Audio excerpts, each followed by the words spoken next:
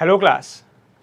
Now class, we are done with 4 lectures of wave optics, and in this 4 lectures we have completed the first part of this chapter, that is wave theory of light. जैसे कि मैंने कहा था कि first lecture में कि ये जो पर्टिकुलर चैप्टर है wave optics, it is a combination of 2 chapters, that is wave theory of light and interference and diffraction. So class, हमने फर्स्ट पार्ट जो है that is wave theory of light वो complete कर लिया. और ये wave theory of light में हमने लाइट का 3 प्रॉपर्टीज़ कवर किए, that is reflection, refraction and polarization. अरे ये और नो. अब क्लास बच क्या जाता है? Interference and diffraction. So class, from today in today's lecture we are going to start with second part of wave optics, that is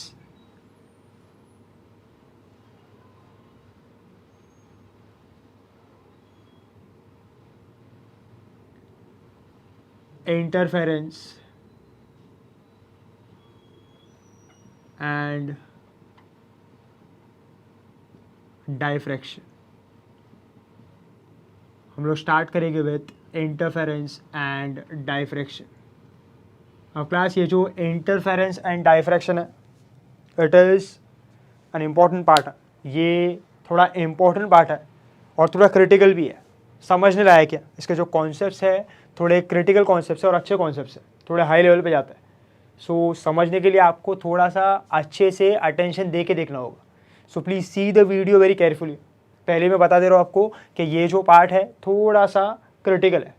complicated नहीं कहूँगा, डिफ़िकल्ट नहीं कहूँगा, सिर्फ क्रिटिकल है. बहुत सारी चीज़ें होगी उसमें. सो आप अगर केयरफुली उसको ध्यान से देखोगे सो आपको बेटर तरीके से समझेगा. तो क्लास, चलो स्टार्ट करते हैं with interference and diffraction. Now class, the very first statement we give for interference and diffraction is कि ये जो इंटरफेरेंस एंड डायफ्रैक्शन है, it is used to show wave nature of light.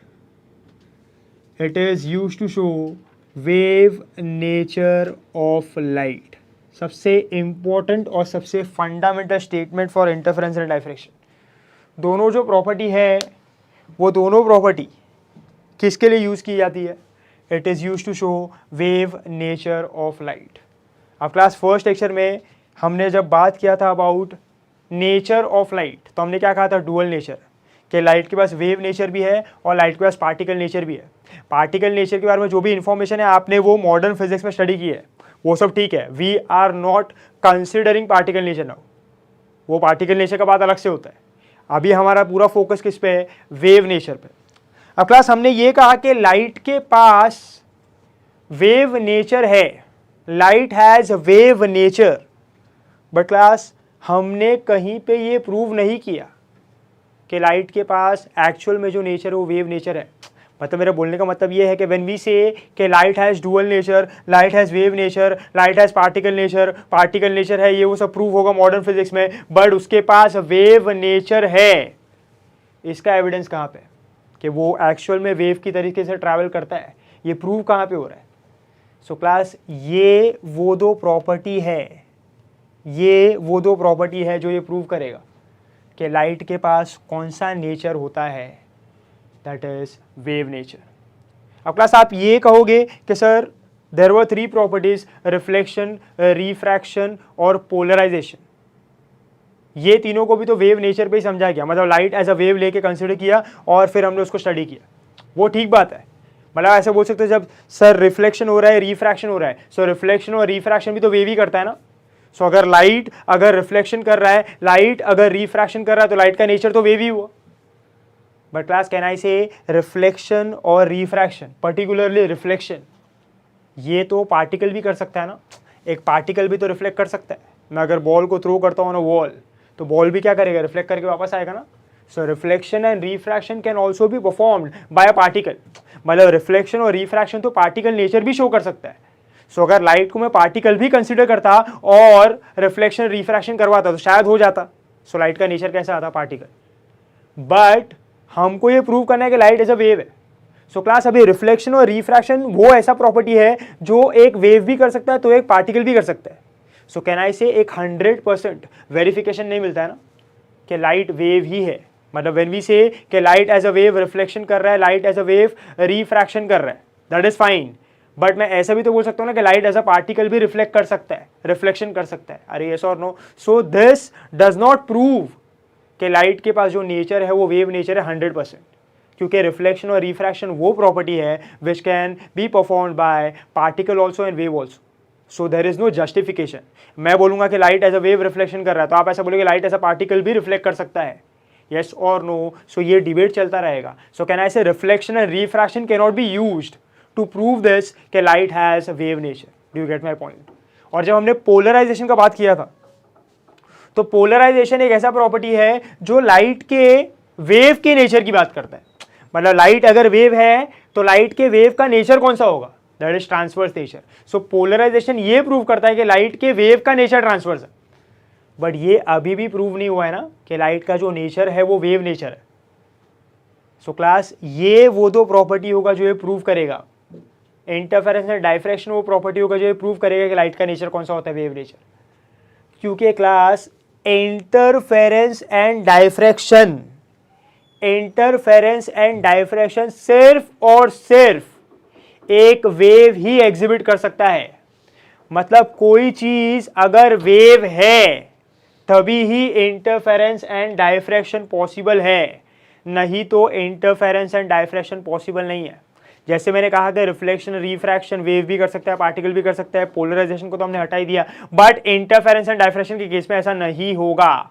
There is no involvement of particle here. Interference and diffraction is strictly performed and followed by a wave. So class अगर light interference and diffraction कर पाया, if light is able to perform interference and diffraction, what can you say?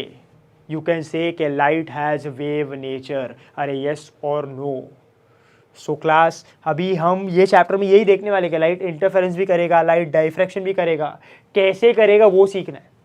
और अगर वो interference और diffraction कर पाया तो हम क्या कहेंगे, लाइट का नेचर कौन सा है, wave. And we know it has wave nature, but here we are going to prove technically in terms of physics by the help of interference and diffraction. So I hope class इतना clear है आपको. सबसे पहली चीज. Second class ये हो गया first point का बात. सेकेंड इज क्लास अब ये जो इंटरफेरेंस एंड डायफ्रैक्शन है, मैंने क्या कहा कि ये सिर्फ और सिर्फ एक वेव कर सकता है. Interference and diffraction can be performed only by a wave. Something is a wave, it can perform interference and diffraction. So class ये इंटरफेरेंस और डायफ्रैक्शन वेव की वजह से होता है, बट जो इंटरफेरेंस एंड डायफ्रैक्शन होगा उसका कॉज क्या होगा, मैं उसकी बात कर रहा हूँ. What is the cause? How will interference and diffraction take place? कौन वो इंटरफेरेंस और डायफ्रैक्शन होने में हेल्प करेगा, उसका कॉज क्या होगा? So class you have to remember कि वेव का एक प्रॉपर्टी होगा, वेव का एक फिनोमिना होगा जो ये इंटरफेरेंस और डायफ्रैक्शन को ऐसा बोल सकते हैं कि जनरेट करेगा, इंटरफेरेंस और डायफ्रैक्शन जनरेट करेगा. और वो जो वेव का प्रॉपर्टी है वो है superposition of waves. Superposition of waves. So class ये सुपरपोजिशन ऑफ वेव्स क्या है? तो क्लास ये superposition of waves is the cause for interference and diffraction. So जो इंटरफेरेंस होता है, जो डायफ्रैक्शन होता है, वो दोनों किसकी वजह से होता है? It is due to superposition of waves. अब क्लास आपको ये समझना है कि ये interference of light, diffraction of light, ये दोनों अलग अलग प्रॉपर्टी है. Both are different property. Interference of light is different, diffraction of light is different, but for both the cause is same and can I say the use is same. Are you getting my point? Cause क्या है? Superposition of wave. बताता क्या है? It shows wave nature of light. अब class अगर मैं technically बात करूं ना, सो क्लास इंटरफेरेंस और डायफ्रैक्शन में से इंटरफेरेंस जो था ना, इंटरफेरेंस ऑफ लाइट, ये पहले एक्सपेरिमेंटली अचीव किया गया था. मतलब do you get my point? Interference और डायफ्रैक्शन में से सबसे पहले कौन सा परफॉर्म हुआ था? That was interference. मतलब इंटरफेरेंस को प्रैक्टिकली पहले अचीव किया गया था.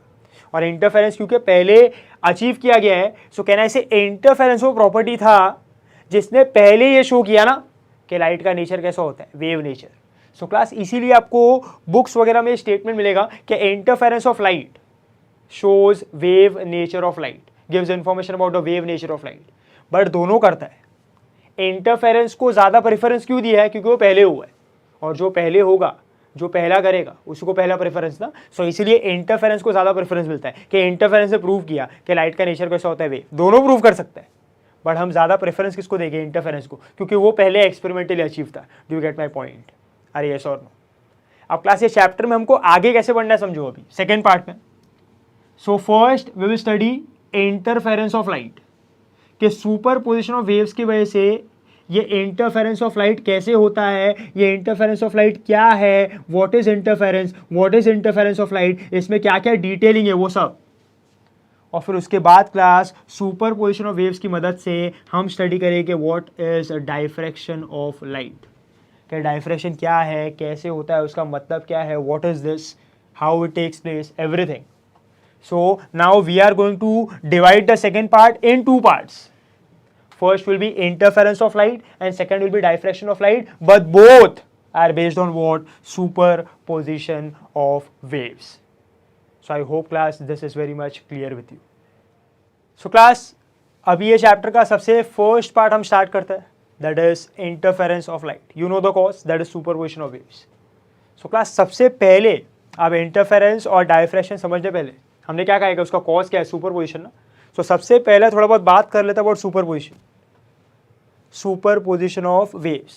अब क्लास ये जो नाम है सुपरपोजिशन ऑफ वेव्स, इसका तो पूरा आपने चैप्टर पढ़ लिया, you have studied this particular chapter. ये जो नाम है, ये पूरे नाम का आपने एक चैप्टर पढ़ा है, that is superposition of waves. अगर आपको याद होगा तो सुपरपोजिशन ऑफ वेव्स आपने किया था इन टर्म्स ऑफ साउंड, है ना। थोड़ा सा अगर बेसिक इन्फॉर्मेशन दूँ तो सुपरपोजिशन ऑफ वेव्स में क्या होता है कि एक पर्टिकुलर मीडियम होगा, वो एक पर्टिकुलर मीडियम में there will be multiple sources of sound, और वो मल्टीपल वेव्स जनरेट करेगा, वो मल्टीपल वेव्स मीडियम में ट्रैवल करेगा, वो पर्टिकुलर मीडियम में वो अलग अलग पॉइंट पे ये मल्टीपल वेव जाके मिलता है, और जब वो एक पर्टिकुलर पॉइंट पे ये मल्टीपल वेव जाके मिलेगा फ्रॉम डिफरेंट सोर्सेज, सो ये जो इंडिविजुअल वेव्स है ये सुपर इम्पोज करेंगे एक दूसरे के ऊपर और एक रिजल्टेंट वेव जनरेट करेगी। यस और नो? जिसकी वजह से क्या होगा, या तो साउंड का इफेक्ट बढ़ जाएगा या तो साउंड का इफेक्ट कम हो जाएगा, कंस्ट्रक्टिव इंटरफेरेंस होगा, डिस्ट्रक्टिव इंटरफेरेंस होगा। अरे यस और no? This particular phenomena is called as what? Superposition of waves. और फिर सुपरपोजिशन ऑफ वेव्स पे आपने एक कॉन्सेप्ट पढ़ा होगा, that is concept of beats. So basically concept of beats में होता क्या है, साउंड बढ़ता है कम होता है, साउंड बढ़ता है कम होता है, साउंड बढ़ता है कम होता है, there is waxing, there is waning, there is waxing, there is waning, है ना। Maximum intensity, minimum intensity, maximum intensity, minimum intensity. So ये जो हो रहा है ये किसकी वजह से हो रहा है? This is due to superposition ना, कि two waves of almost same frequency, two or more waves of almost same frequency when they meet at a particular point in a particular medium, बोलो क्या होगा? they will superimpose. When they will superimpose, there will be either constructive or destructive interference, due to which there will be waxing and waning, maximum intensity, minimum, maximum, minimum, और क्या होगा? there will be formation of peaks. याद है? so वैसा ही कुछ है, ये वैसा ही कुछ सिमिलर होने वाला है यहाँ पे। वहाँ पे आपने इंटरफेरेंस ऑफ साउंड पढ़ा है, यहाँ पे मैं किसके बारे में बात कर रहा हूँ? About interference of light. Do you get my point? So class वहाँ पे जो पढ़ा है वही यहाँ पे पढ़ना है, सिर्फ एक और बार मैं ये सुपर पोजिशन ऑफ वेव्स क्या है ये डिस्कस कर लेता हूँ, फिर उसके बाद हम लोग मूव ऑन करते हैं in terms of interference of light. So class talking about super position of waves, so class सबसे पहले बात करते हैं अबाउट द कंडीशंस। सबसे पहले कंडीशंस का बात कर लेते हैं क्लास। अगर आपको याद हो, सुपर पोजिशन ऑफ वेव्स होने के लिए कुछ कंडीशंस होते हैं। अब क्लास सबसे पहला अगर मैं बात करूं about super position of waves is कि ये जो सुपर पोजिशन ऑफ वेव्स है ये किसके लिए एप्लीकेबल है? It is applicable for multiple sources emitting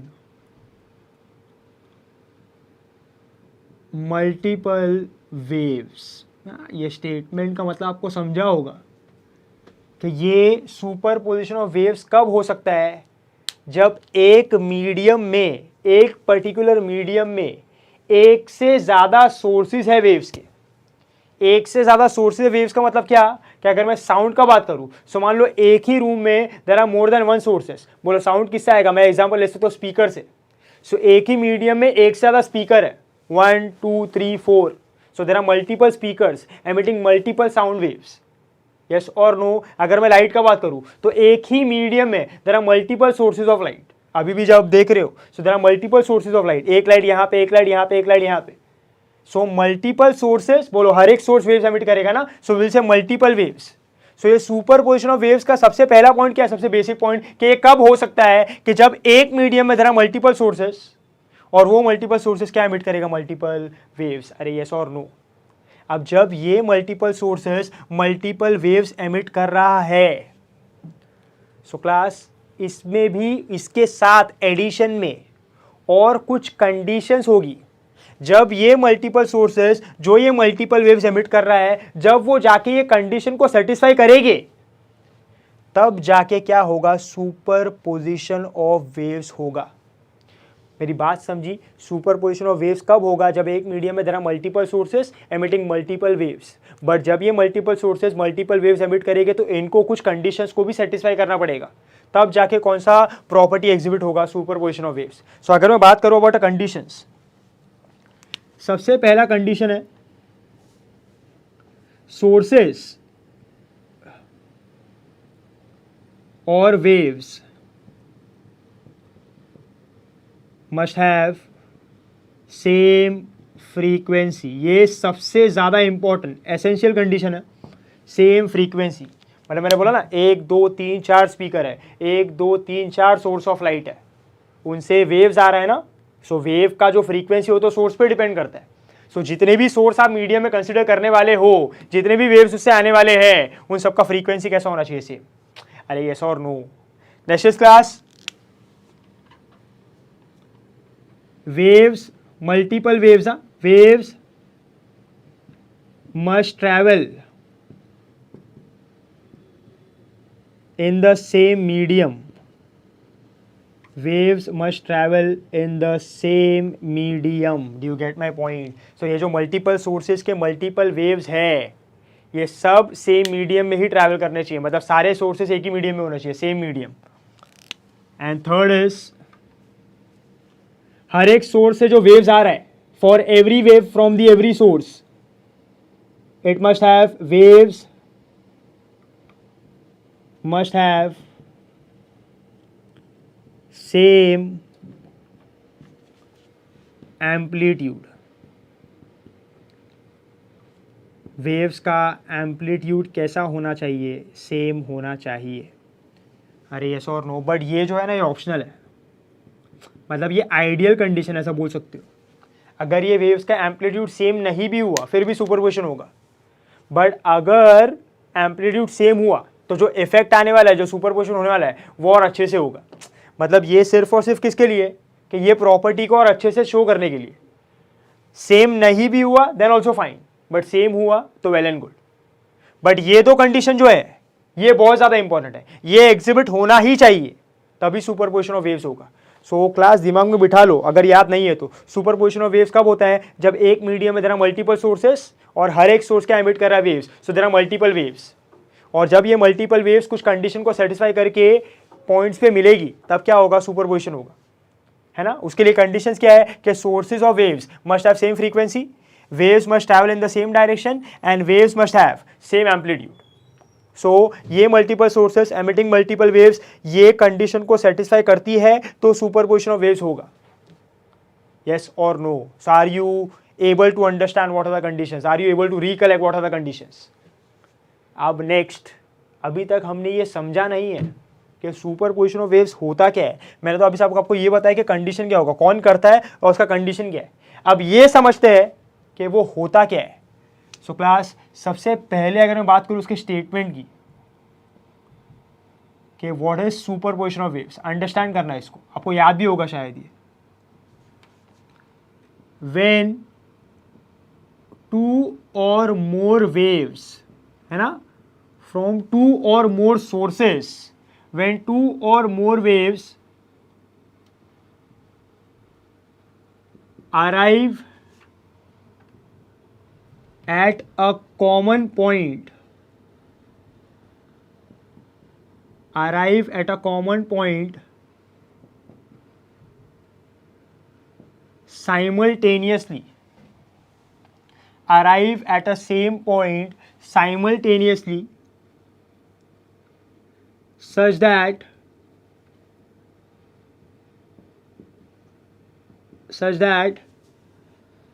a resultant displacement at that point is vector sum of individual displacement of individual waves, that is, which is independent of each other. Once again I will repeat the statement. When two or more waves arrive at a common point simultaneously such that the resultant displacement at that particular point is vector sum of individual displacement of individual waves which is independent of each other, or which are independent of each other. इसका मतलब क्या होता है, अब ये understand करो, ये तो उसका स्टेटमेंट हो गया. Understand the meaning class. मान लो क्लास एक मीडियम है और वो एक पर्टिकुलर मीडियम में there are multiple sources. They can be multiple sources of sound, they can be multiple sources of light, or any particular sources. But in a particular medium, there are multiple sources like this. So मान लो ये एक source है S1, ये एक source है S2, ये एक source है S3. अब मान लो ये या तो सोर्सेज ऑफ लाइट है, ये या तो सोर्सेज ऑफ साउंड है. अब क्लास होगा क्या, हर एक सोर्स जो है वो क्या एमिट करेगा, वेव. यस और नो. तो हम ऐसा कंसिडर करें ये तीनों सोर्स जो है ना, ये तीनों source they are of same frequency. और बोलो तीनों सोर्स सेम मीडियम में है तो उनके वेव्स भी सेम मीडियम में ही ट्रैवल करने वाले हैं. और ऐसा मान के चल रहे कि उनका एम्पलीट्यूड भी कैसा है, सेम. तो बोलो तीनों कंडीशन सेटिस्फाई हो रहा है, तो सुपरपोजिशन होने के कंडीशन सेटिस्फाई हो रहे हैं. अब देखो सुपरपोजिशन कैसे होता है. अब बोलो क्या होगा क्लास, बोलो तीनों सोर्स वेव्स एमिट करेंगे ना. इसका मतलब क्या है, बोलो वेव्स एमिट कब होता है, जब ये तीनों सोर्स में क्या होगा, वाइब्रेशन है ना. वाइब्रेशन होगा तभी तो वेव आएगा. मतलब क्या, ऑसिलेशन. अरे मतलब क्या, और मैं क्या बोल सकता हूँ उसको, SHM. सो हम ऐसा कंसिडर कर रहे हैं कि कोई भी सोर्स हम जो लेंगे वो जब वेव एमिट करता है तो उसमें वाइब्रेशन होता है. वो जो वाइब्रेशन है वो ऑसिलेशन है, वो जो ऑसिलेशन है वो SHM है. The conditions are satisfied. So याद रखना यहाँ पे पूरे चैप्टर में कहीं पे भी जब मैं बोल रहा हूँ कि एक सोर्स वेव एमिट कर रहा है, मतलब वो सोर्स में जो पार्टिकल है वो क्या कर रहा है, SHM. और वो एक simple harmonic progressive wave generate कर रहा है. आई होप अभी आपको याद आ रहा है कि आपने ये सब किया हुआ है. सो बोलो ये सोर्स, ये सोर्स, ये सोर्स, तीनों में SHM हुआ तो ये तीनों सोर्स से वेव्स एमिट हुए, और जो वेव्स एमिट हो गए वो क्या है, simple harmonic progressive wave. They can be sound, they can be light. ऐसा. अरे यस और नो, ऐसा. नाउ मान लो, बोलो एक मीडियम में ये तीनों सोर्स ने वेव्स को एमिट किया है, they are in the same medium. तो बोलो ऐसा हो सकता है ना, बोलो हर एक सोर्स तो हर एक डायरेक्शन में वेव एमिट करेगा ना. सो कैन आई से क्लास, ये पर्टिकुलर मीडियम में, जो भी पर्टिकुलर मीडियम में तीनों सोर्स है, वो पर्टिकुलर मीडियम में there will be different points ना, जहां पे तीनों सोर्स के वेव्स जाके मिलेंगे. बट ऑब्वियस क्लास, अगर मैं यहाँ पे एक सोर्स लूँ, यहाँ पे एक सोर्स लूँ, यहाँ पे एक सोर्स लूँ, so there will be multiple points in the medium ना, जहाँ पे ये तीनों सोर्स के वेव जाके मिलेंगे. मतलब इससे एक वेव गया इधर, इससे एक वेव गया इधर, इससे एक वेव गया इधर. ऐसा पॉइंट ले लो यहाँ पे, इधर से आया, इधर से आया, इधर से आया. यस ना. सो अब ये तीनों सोर्स की वजह से वेव्स एमिट हुआ है, और ये तीनों सोर्स के वेव्स एमिट होके एक पर्टिकुलर कॉमन पॉइंट पे पहुंचते हैं. ऐसा, लाइक दिस. ऐसा ले रहा हूं मैं. अब क्लास बोलो क्या होगा, ये तीनों सोर्स के जो वेव्स एक पर्टिकुलर कॉमन पॉइंट पे पहुंचे ना, सो क्लास अब देखो होता क्या है, बोलो अगर ये वेव की बात किया तो ये वेव में पार्टिकल क्या कर रहा है, वाइब्रेट कर रहा है, मतलब उसका एसएचएम कर रहा है, तो उसका क्या होगा, डिस्प्लेसमेंट होगा ना। सो मान लो ये वेव का जो डिस्प्लेसमेंट है पार्टिकल का, दैट इज y1 बार, है ना। हर एक वेव में डिस्प्लेसमेंट होगा ना उसका। बोलो इसका क्या होगा डिस्प्लेसमेंट, y2 बार, और इसका डिस्प्लेसमेंट क्या होगा, y3 बार। सो क्लास ये पहले सोर्स का वेव, दूसरे सोर्स का वेव, तीसरे सोर्स का wave with their individual displacement travel कर रहा है और एक पर्टिकुलर कॉमन पॉइंट पे आता है। बोलो जैसे ही वो ये कॉमन पॉइंट पे आके मिलेंगे, कहना ऐसे ये पॉइंट पे होगा क्या, बोलो ये वेव जब आएगा तो अब ये जो अपना वाइब्रेशन है इसको पास ऑन करेगा ना। ये जो अब आएगा तो ये अपना वाइब्रेशन इसको पास ऑन करेगा, ये जब आएगा ये अपना वाइब्रेशन इसको पास ऑन करेगा। तो बोलो क्या होगा, ये पार्टिकल अब जो वो पॉइंट पे पहुंचा है वो भी क्या करेगा, वाइब्रेट। बट क्लास जब ये पार्टिकल वाइब्रेट करेगा, this particle will vibrate with a displacement y bar, and this resultant displacement of this particular point, say p, will be vector sum of individual displacement of the waves which are arriving at that particular point. सो यहाँ पे जो अब resultant wave बनने वाला है, यहाँ पे अब जो रिजल्टेंट वेव बनने वाला है वो रिजल्टेंट वेव का डिस्प्लेसमेंट जो होगा वो वेक्टर सम होगा हर एक वेव के डिस्प्लेसमेंट का, हर एक वेव के डिस्प्लेसमेंट का। मतलब मुझे यहाँ पे कहीं पे ऐसा एक रिजल्टेंट वेव मिलेगा जिसका डिस्प्लेसमेंट ये होगा y1 बार प्लस y2 बार प्लस y3 बार।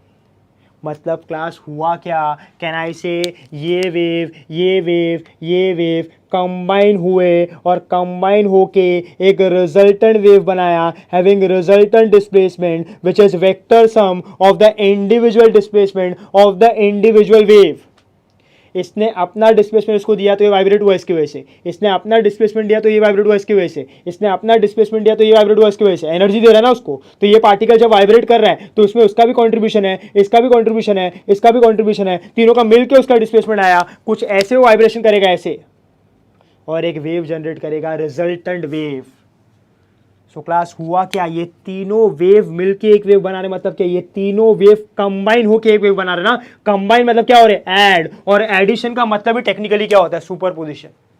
सो क्लास सुपरपोजिशन का मतलब क्या है, टू ऐड अप, ऐड हो जाना, मिल जाना, यस और नो, कंबाइन हो जाना। तो यहां पे क्या हो रहा है, there is a combination effect ना, this is called as what, superposition of waves. तो सिंपल भाषा में ये होगा कि जब भी एक मीडियम में there will be multiple sources emitting multiple waves, so there will be different points in the medium जहां पे ये मल्टीपल सोर्सेज के मल्टीपल वेव जाके मिलेंगे, और जब वो मिलेंगे तो ये तीनों जो भी सोर्सेज है मल्टीपल सोर्सेज उनके मल्टीपल वेव्स कंबाइन होंगे, ऐड होंगे और रिजल्टेंट वेव देंगे। There will be a resultant wave at that particular point. This is called as what, superposition of wave. अब क्लास यहाँ पे एक लास्ट स्टेटमेंट ऐसा लिखा है कि is independent of each other. इसका मतलब ये होता है कि ये जो उसको अपना डिस्प्लेसमेंट दे रहा है, ये जो अपना डिस्प्लेसमेंट दे रहा है और ये जो अपना डिस्प्लेसमेंट दे रहा है, वो तीनों एक दूसरे से इंडिपेंडेंट है। मतलब ये y1 दे रहा है तो इसको इससे लेना देना नहीं है, ये y2 दे रहा है तो उसको इससे लेना देना नहीं है, ये y3 दे रहा है तो उसको इससे लेना देना नहीं है। They are participating individually, they are participating independently. मतलब ये जब उसको अपना डिस्प्लेसमेंट दे रहा है तो उसको फर्क नहीं पड़ता कि ये है कि नहीं है। सिमिलरली इन दोनों के लिए भी ये है ये नहीं है, उसको फर्क नहीं पड़ रहा, वो अपना काम कर रहा है जाके इंडिपेंडेंटली, इसका सपोर्ट नहीं ले रहा है। Are you getting my point? इसको, ये पर्टिकुलर फिनोमिना को, ये पर्टिकुलर प्रॉपर्टी को हम लोग क्या कहते हैं, सुपरपोजिशन। सो वेव्स के पास ये एबिलिटी है कि मल्टीपल वेव्स ऐड हो सकती है, मल्टीपल वेव्स कंबाइन हो सकती है और एक नया वेव बना सकती है। ये प्रॉपर्टी को हम लोग क्या कहते हैं, सुपरपोजिशन। बट उसके लिए कुछ कंडीशंस है, उसके लिए कुछ पर्टिकुलर पॉइंट्स है जो सेटिस्फाई होने चाहिए, तभी ये होगा। So this are the condition, this is what happens and this is actually what is superposition of waves is all about. अरे yes or no? I hope class this is very much clear with you. Now class, अब हमको understand करना है कि interference क्या होता है। Superposition of waves तो हमें समझ लिया। Now understand what is the meaning of interference of waves, interference of light. ये समझना। अब क्लास जो 15-20 मिनट का मैं एक्सप्लेनेशन देने वाला हूँ यहाँ पे, ये बहुत ही क्रिटिकल है, बहुत ही समझने लायक इन्फॉर्मेशन है। ये समझिएगा कि आगे चैप्टर में आपको बहुत ज़्यादा मज़ा आने वाला है। You will enjoy the chapter, but understand this, repeat करके देखना 2-3 बार, but get my words correct and understand what is interference, इसको समझना अच्छे से। अब क्लास आपने जब सुपरपोजिशन ऑफ वेव्स पढ़ा होगा, उसमें आपने स्टडी किया होगा wave motion. So class tell me, wave motion क्या करता है? What is wave motion? So आपने सीखा है ना, वेव मोशन, वेव का जो ट्रैवलिंग है एक पॉइंट से दूसरे पॉइंट, वो बेसिकली क्या करता है? वो बेसिकली ट्रांसफर करता है एनर्जी ना। Wave motion is a mode of transfer of energy. हम जब भी एक पॉइंट से दूसरे पॉइंट पे कोई भी वेव भेजते हैं तो वो अपने साथ क्या ट्रांसफर करती है? एनर्जी। आपने कोई भी एक लाइट के सोर्स को ऑन किया तो बोलो उसमें से लाइट आया in the form of waves. So wave वो पर्टिकुलर पॉइंट से हम तक आ रहा है ना, मतलब वो क्या ट्रांसफर कर रहा है? एनर्जी। कौन सा एनर्जी? Light energy. आपने कोई सोर्स ऑफ साउंड को स्टार्ट किया, बोलो उसमें से साउंड वेव्स बाहर आया। सो वो साउंड वेव जब ट्रैवल करता है एक पॉइंट से दूसरे पॉइंट, तो बोलो क्या ट्रांसफर होता है? साउंड एनर्जी ना। सो वेव्स क्या करता है? वेव्स जब ट्रैवल करता है तो वो एनर्जी को ट्रांसफर करता है from one point two another point. So wave motion is a mode of transfer of energy. जब भी वेव्स एक पर्टिकुलर सोर्स से अलग अलग डायरेक्शन में अलग अलग पॉइंट पे ट्रैवल करके पहुंचती है, सो वो पर्टिकुलर पॉइंट पे वो क्या ट्रांसफर करती है? एनर्जी। अरे यस और no, do you get my point? यही पॉइंट पे पूरा चैप्टर है। अब अंडरस्टैंड करना क्लास, मैं आगे क्या कह रहा हूं। मान लो क्लास मैंने एक सिंगल सोर्स लिया है, अभी मैं मल्टीपल सोर्स की बात नहीं कर रहा हूं, मैंने एक सिंगल सोर्स लिया है। You can say single source of sound, single source of light, anything. I have taken a single source, और ये सिंगल सोर्स को मैंने यहाँ पे प्लेस किया। चलो साउंड का ले लेते हैं, मैंने एक स्पीकर लिया है ना, कुछ भी एक पर्टिकुलर स्पीकर लिया, मोबाइल फोन लिया, कुछ भी जिससे साउंड आने वाला है, और मैंने सिंगल सोर्स को रखा है यहाँ पे। अब बोलो सिंगल सोर्स में वाइब्रेशन हुआ, एसएचएम हुआ, बोलो सिंपल हार्मोनिक प्रोग्रेसिव वेव्स बाहर आई, यस और no, in terms of sound. So बोलो अब ये साउंड वेव्स कहना है से हर एक पर्टिकुलर डायरेक्शन में ट्रैवल करेगी। अरे यस और no, this particular sound waves will travel in every possible direction. अब मान लो क्लास मैं ये मीडियम में कुछ पर्टिकुलर पॉइंट्स लेता हूँ जो ये पर्टिकुलर सोर्स से इक्वल डिस्टेंस पे, they are equi distant.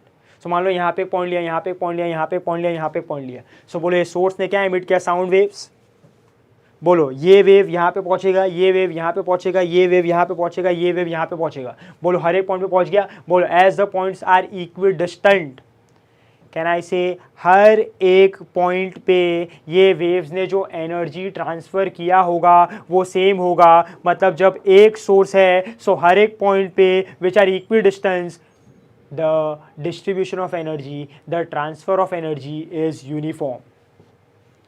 So class मेरा स्टेटमेंट समझो, जब मीडियम में सिर्फ एक ही सोर्स है और ये एक ही सोर्स वेव्स एमिट कर रहा है और ये वेव्स जब एनर्जी ट्रांसफ़र कर रही है, तो ये जो मल्टीपल पॉइंट्स है मीडियम में उन पे जो एनर्जी ट्रांसफ़र हो रहा है, can I say it is uniform. सो एक सोर्स की वजह से जो एनर्जी का डिस्ट्रीब्यूशन होता है वो हमेशा कैसा होता है? यूनिफॉर्म होता है मीडियम में। समझा ना आपको? एक पर्टिकुलर सोर्स है, इधर भी वेव गया, इधर भी वेव गया, इधर भी वेव गया, इधर भी वेव गया, all the points are similar. So बोलो transfer of energy at every different point will be same or different? Same ना? So it is uniform or non-uniform? Uniform. The energy distribution is uniform for a single source. ये याद रखो अभी के लिए। अब मान लो क्लास मैंने एक ही मीडियम में फिर से अब एक सोर्स नहीं मल्टीपल सोर्सेज ऑफ साउंड लिए। I am considering multiple speakers. मान लो यहाँ पे मैंने स्पीकर 1 रखा, स्पीकर 2 रखा, स्पीकर 3 रखा। अभी अंडरस्टैंड करना क्या होगा। बोलो हर एक सोर्स का फ्रीक्वेंसी सेम है। I am satisfying the condition. हर एक सोर्स जो वेव्स एमिट करने वाला सेम मीडियम में ट्रैवल करेगा और हर एक सोर्स का एम्पलीट्यूड भी सेम है। Everything is satisfied here. बोलो अब क्या होगा? ये तीनों सोर्स में वाइब्रेशन होगा, एसएचएम होगा, तीनों क्या एमिट करेंगे? वेव्स। और ये जो वेव्स है ये हर एक पॉसिबल डायरेक्शन में ट्रैवल करेंगे। सो ये सोर्स के वेव्स ट्रैवल करेंगे, ये सोर्स के वेव्स ट्रैवल करेंगे, ये सोर्स के वेव्स ट्रैवल करेंगे इन every possible direction in that particular medium. Now can I say class, if I consider the same multiple number of points in the same medium, can I say now at this particular point सिर्फ एक ही source की वजह से waves नहीं पहुँचेंगे। बोलो multiple source की वजह से डिफरेंट मल्टीपल वेव्स वो पॉइंट पे पहुँचेंगे ना।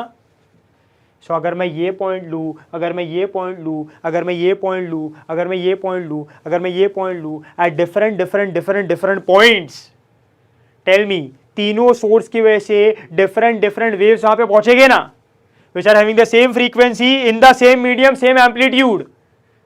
तो बोलो ये डिफरेंट पॉइंट्स पे जो डिफरेंट मल्टीपल सोर्स की वजह से डिफरेंट वेव्स गए हैं, 2 और मोर वेव्स, अब बोलो they are satisfying the condition, मतलब वो क्या करेंगे, they are going to perform what, super position.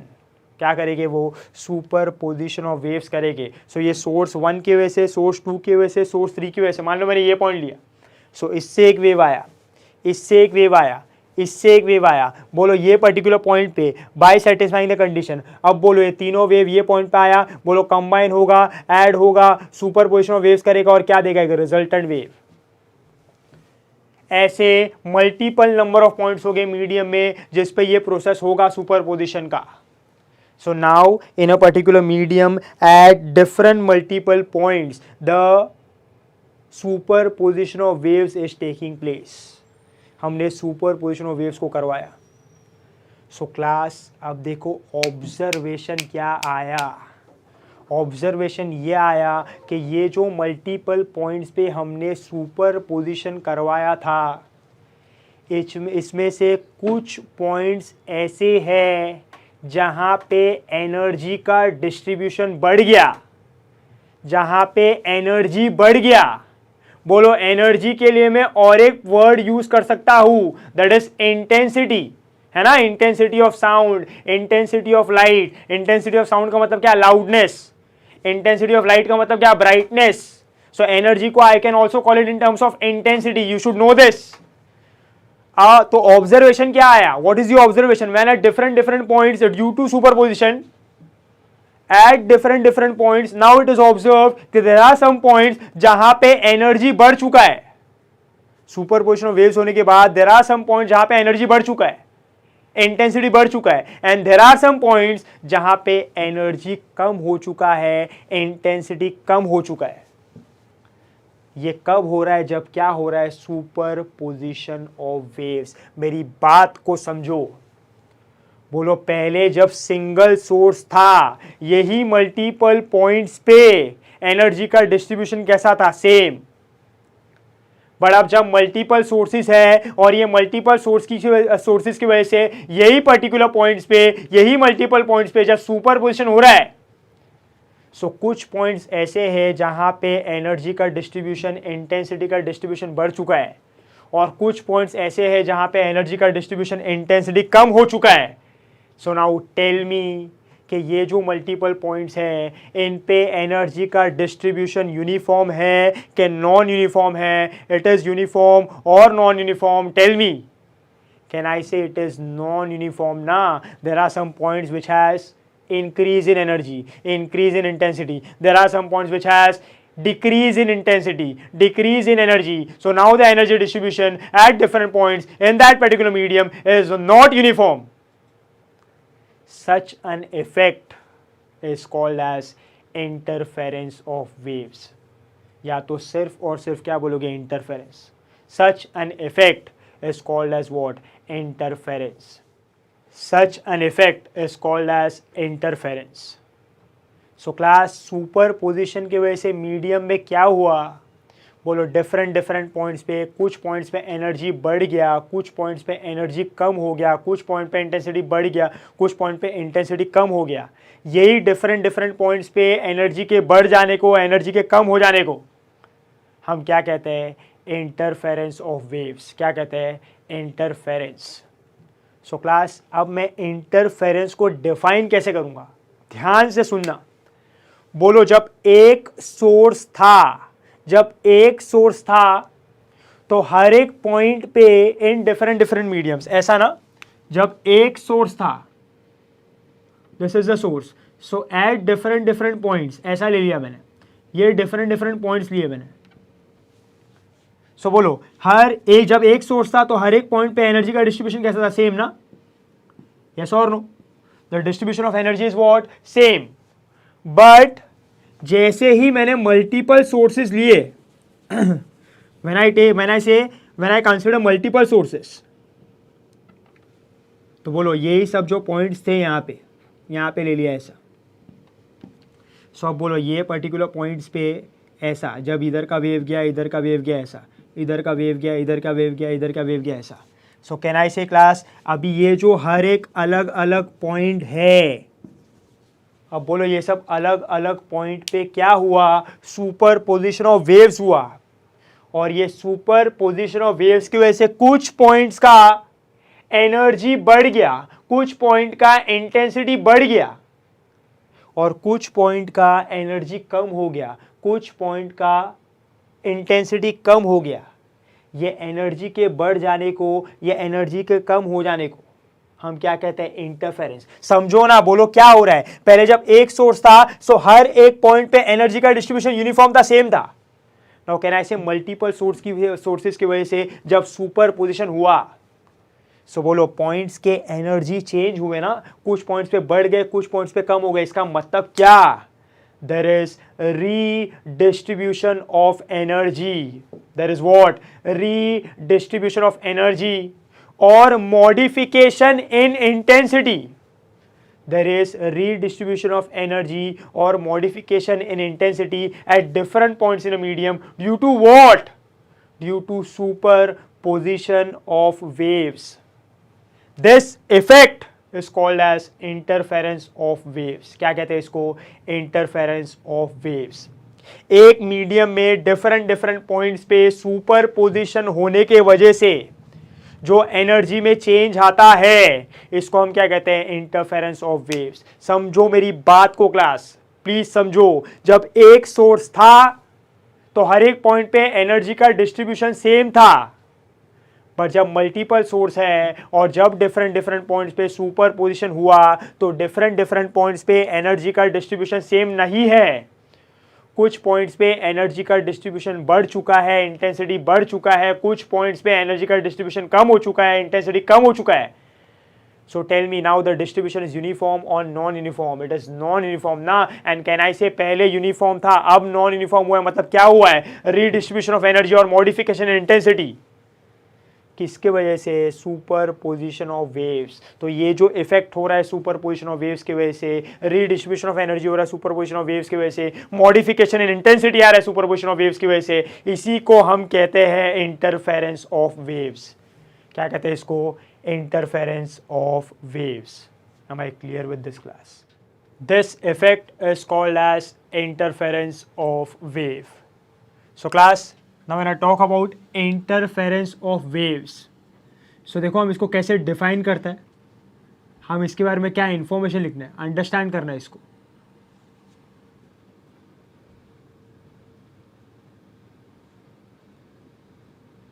So class, सबसे पहला point about interference of waves is, can I say, ये किसकी वजह से हो रहा है, ये किसका इफेक्ट है, सुपरपोजिशन का ना।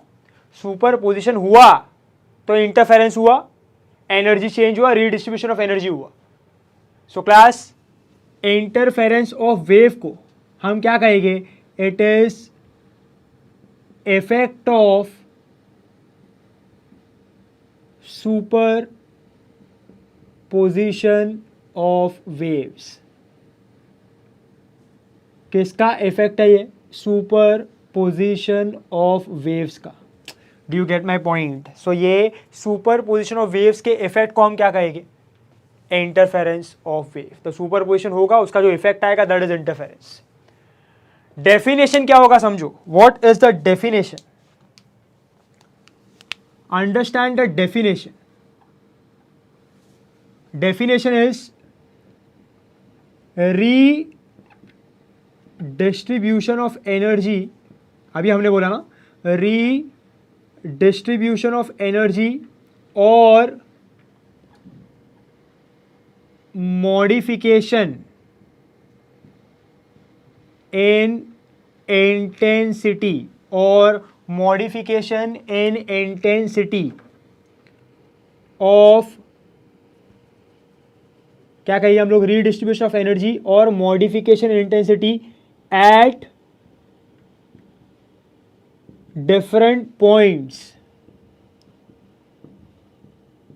in a medium। बोलो किसकी वजह से हुआ, due to superposition of waves. This is what is interference of wave. This is called as interference of wave. तो एक मीडियम में क्योंकि मल्टीपल सोर्सेज है, ये मल्टीपल सोर्सेज के वजह से मल्टीपल पॉइंट्स पे सुपरपोजिशन हो रहा है, और ये मल्टीपल पॉइंट्स पे जब सुपरपोजिशन होगा सो कुछ पॉइंट्स पे एनर्जी बढ़ेगा, कुछ पॉइंट्स पे एनर्जी कम होगा. इसका मतलब क्या हो रहा है कि पहले जब एक सोर्स था तो एनर्जी का डिस्ट्रीब्यूशन यूनिफॉर्म था, अब मल्टीपल सोर्स की वजह से, मल्टीपल सोर्सेज की वजह से एनर्जी का डिस्ट्रीब्यूशन यूनिफॉर्म नहीं है. सो हुआ क्या, पहले यूनिफॉर्म फिर नॉन यूनिफॉर्म. पहले हर एक पॉइंट पे सेम, अभी हर एक पॉइंट पे अलग अलग, कुछ पॉइंट्स पे ज्यादा, कुछ पॉइंट्स पे कम. सो क्या हुआ, रीडिस्ट्रीब्यूशन ऑफ एनर्जी और मॉडिफिकेशन इन इंटेंसिटी ना. एनर्जी चेंज हुआ, पॉइंट्स का रीडिस्ट्रीब्यूट हुआ. पहले सबका सेम था, अभी अलग अलग है, किसी का ज्यादा है, किसी का कम है. और मॉडिफिकेशन इन इंटेंसिटी, किसी का इंटेंसिटी बढ़ गया, किसी का इंटेंसिटी कम हो गया, पहले सबका सेम था. बोले ये सब किसकी वजह से हुआ, due to superposition of waves. इसको हम क्या कहते हैं, इसको हम कहते हैं interference of waves. So class simple सा फंडा है, आपको याद रखना है, दिमाग में बिठा लो ये कि एक सोर्स था, एक सोर्स की वजह से वेव्स गया, हर एक पॉइंट पे जो एनर्जी का डिस्ट्रीब्यूशन किया वो कैसा किया, सेम यूनिफॉर्म. फिर हमने मल्टीपल सोर्सेज लिया, कंडीशन को सेटिस्फाई किया, मल्टीपल वेव्स गए, डिफरेंट सेम पॉइंट्स पे मिले, मतलब डिफरेंट जो सेम पॉइंट हमने पहले कंसीडर किया था वही डिफरेंट पॉइंट्स पे मिले, वही जो पहले थे. अब ये सब पॉइंट्स पे क्या हुआ, सुपरपोजिशन हुआ. ये सुपरपोजिशन की वजह से कुछ पॉइंट्स का एनर्जी बढ़ गया, कुछ पॉइंट्स का एनर्जी कम हो गया, तो रीडिस्ट्रीब्यूशन ऑफ एनर्जी हुआ, मॉडिफिकेशन इंटेंसिटी आया. इसी को हमने क्या कहा, interference of waves. Do you get my point, अरे यस और नो. अब क्लास दिमाग में ये सवाल आना चाहिए, या तो उसके पहले चलो अगर मैं एग्जाम्पल लूँ, ये आपने पढ़ा है ना, ये चीज़ आपने पढ़ी है. If I take example in terms of sound waves, तो साउंड वेव्स में होता है ना, सोर्स है, पहले एक सिंगल सोर्स है, तो सिंगल सोर्स का साउंड हर एक पॉइंट पे गया, सो हर एक पॉइंट पे जो साउंड का डिस्ट्रीब्यूशन है, एनर्जी का डिस्ट्रीब्यूशन वो यूनिफॉर्म है, हर एक जगह पे सेम साउंड सुनाई दे रहा है. बट अगर मैं ऐसा कंसिडर करूँ कि अब मल्टीपल सोर्सेज है साउंड के, मल्टीपल स्पीकर्स है, सो क्लास क्या होगा, बोलो, इनसे वेव्स निकलेंगे, डिफरेंट पॉइंट्स पे मिलेंगे, सुपरपोजिशन होगा, सुपरपोजिशन की वजह से कुछ पॉइंट्स का एनर्जी बढ़ेगा, कुछ पॉइंट्स का एनर्जी कम होगा. तो आपने सुपरपोजिशन ऑफ वेव्स चैप्टर में पढ़ा है ना ये, कि कुछ पॉइंट्स पे साउंड का एनर्जी बढ़ जाएगा, मतलब लाउडनेस बढ़ जाएगा, इंटेंसिटी बढ़ जाएगा, और कुछ पॉइंट्स पे लाउडनेस कम हो जाएगा, इंटेंसिटी कम हो जाएगा, साउंड कम सुनाई देगा.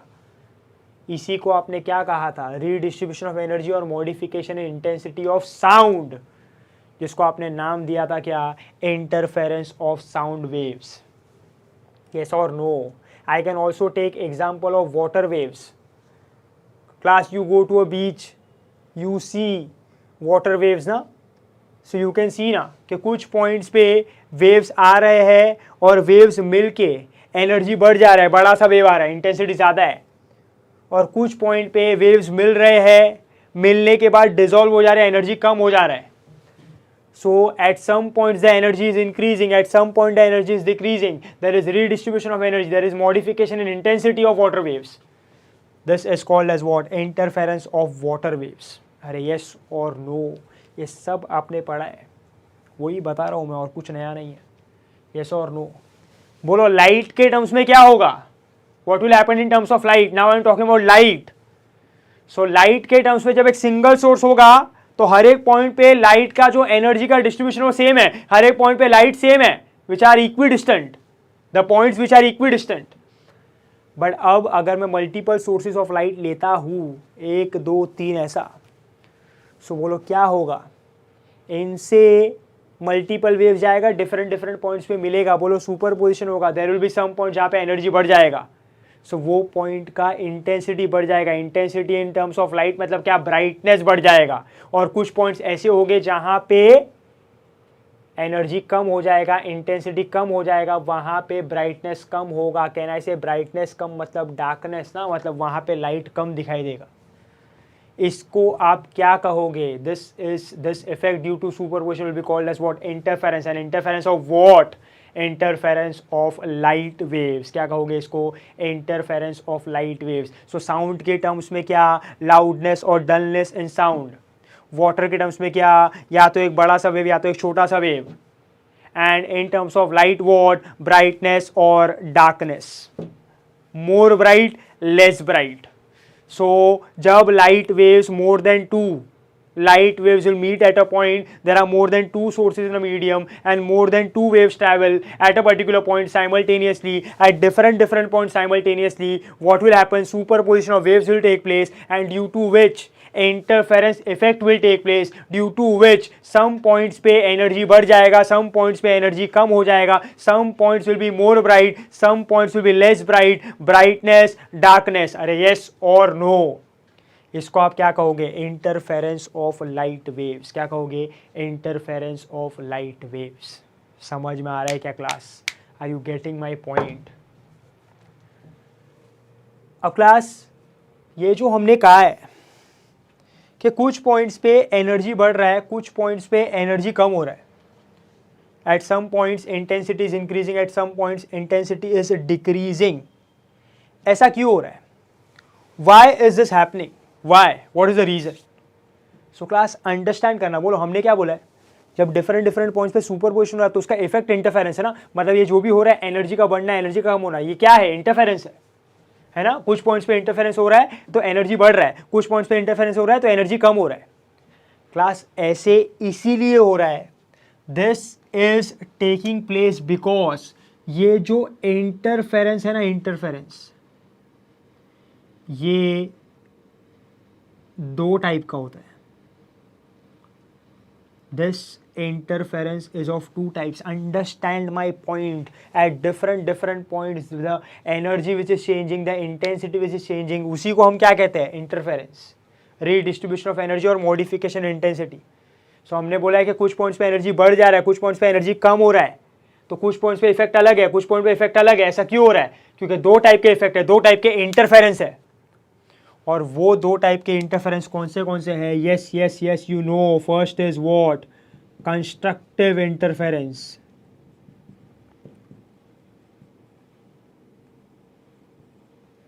एंड सेकेंड इज व्हाट,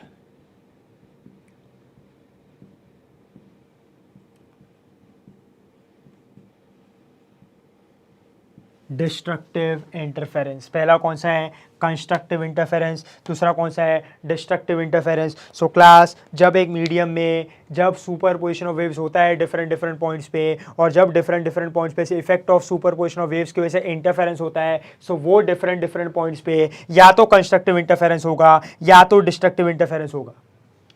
अगर कंस्ट्रक्टिव इंटरफेरेंस होगा, if constructive interference will take place, intensity और एनर्जी विल इंक्रीज. अगर डिस्ट्रक्टिव इंटरफेरेंस होगा, सो वो पॉइंट्स पे energy will decrease, intensity will decrease. जो पॉइंट पे कंस्ट्रक्टिव इंटरफेरेंस होगा वो पॉइंट पे एनर्जी बढ़ जाएगा, इंटेंसिटी बढ़ जाएगा. जो पॉइंट पे डिस्ट्रक्टिव इंटरफेरेंस होगा वो पॉइंट पे एनर्जी कम हो जाएगा, इंटेंसिटी कम हो जाएगा. तो हमने क्या बोला कि एक मीडियम में डिफरेंट पॉइंट्स पे या तो एनर्जी बढ़ रहा है या तो एनर्जी कम हो रहा है. तो हम क्या कहेंगे, वो डिफरेंट पॉइंट्स पे या तो कंस्ट्रक्टिव इंटरफेरेंस हो रहा है या तो डिस्ट्रक्टिव इंटरफेरेंस हो रहा है. There are some points where constructive interference takes place, there are some point where destructive interference takes place.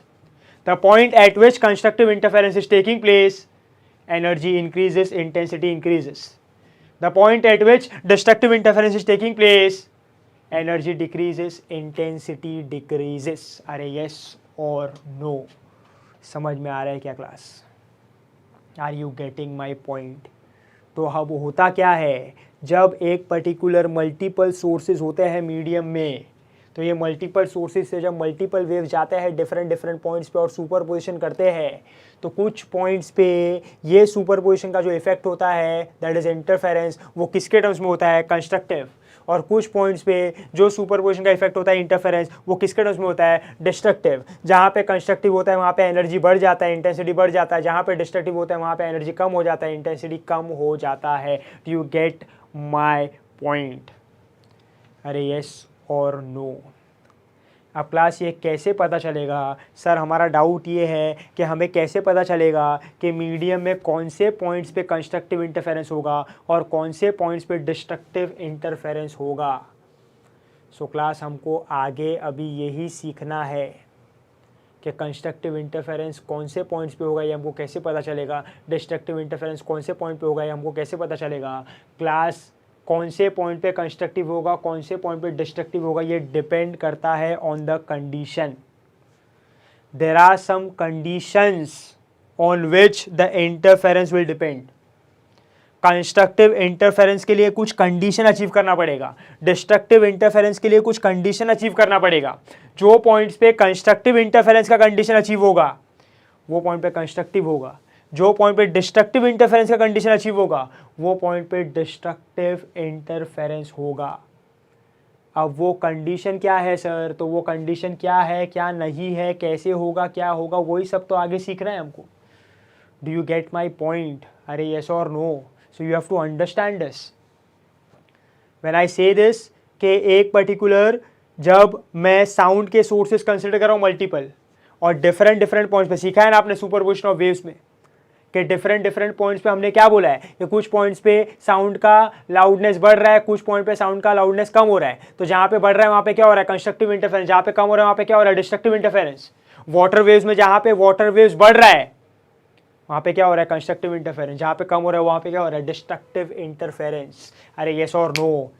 Similarly in terms of light, बोलो लाइट के वेव्स जब मिल रहे सुपरपोजिशन कर रहे तो कुछ पॉइंट्स पे कंस्ट्रक्टिव इंटरफेरेंस हो रहा है तो लाइट का ब्राइटनेस बढ़ रहा है, कुछ पॉइंट पे डिस्ट्रक्टिव इंटरफेरेंस हो रहा है तो लाइट का ब्राइटनेस कम हो रहा है. Do you get my point? Do you understand my point? So ये दोनों की वजह से होता है. वो कौन से पॉइंट पे कंस्ट्रक्टिव होगा कौन से पॉइंट पे डिस्ट्रक्टिव होगा, this will depend on the conditions. If you achieve the condition for that particular interference will take place at that particular point. समझ में आ रहा है?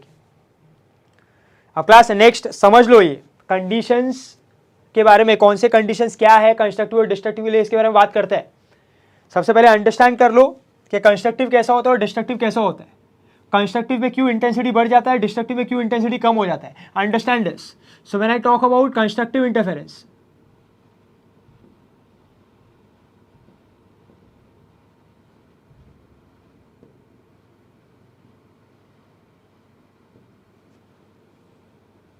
When I talk about constructive interference जो पॉइंट पे constructive interference होगा, जो point पे मल्टीपल वेव्स मिलके कंस्ट्रक्टिव इंटरफेरेंस करेगी, तो देखो वो कब होगा. What is the condition? Now condition says जो पॉइंट पे ये कंस्ट्रक्टिव इंटरफेरेंस हो रहा है और वो पॉइंट्स पे जो वेव्स मिल रहे हैं they should be in phase. They should be in phase. ये बड़ा ही इंपॉर्टेंट पॉइंट है. They should be in phase. In phase का मतलब क्या होता है देखो क्लास, मान लो एक पर्टिकुलर पॉइंट पे ऐसा दो वेव आया लाइक दिस,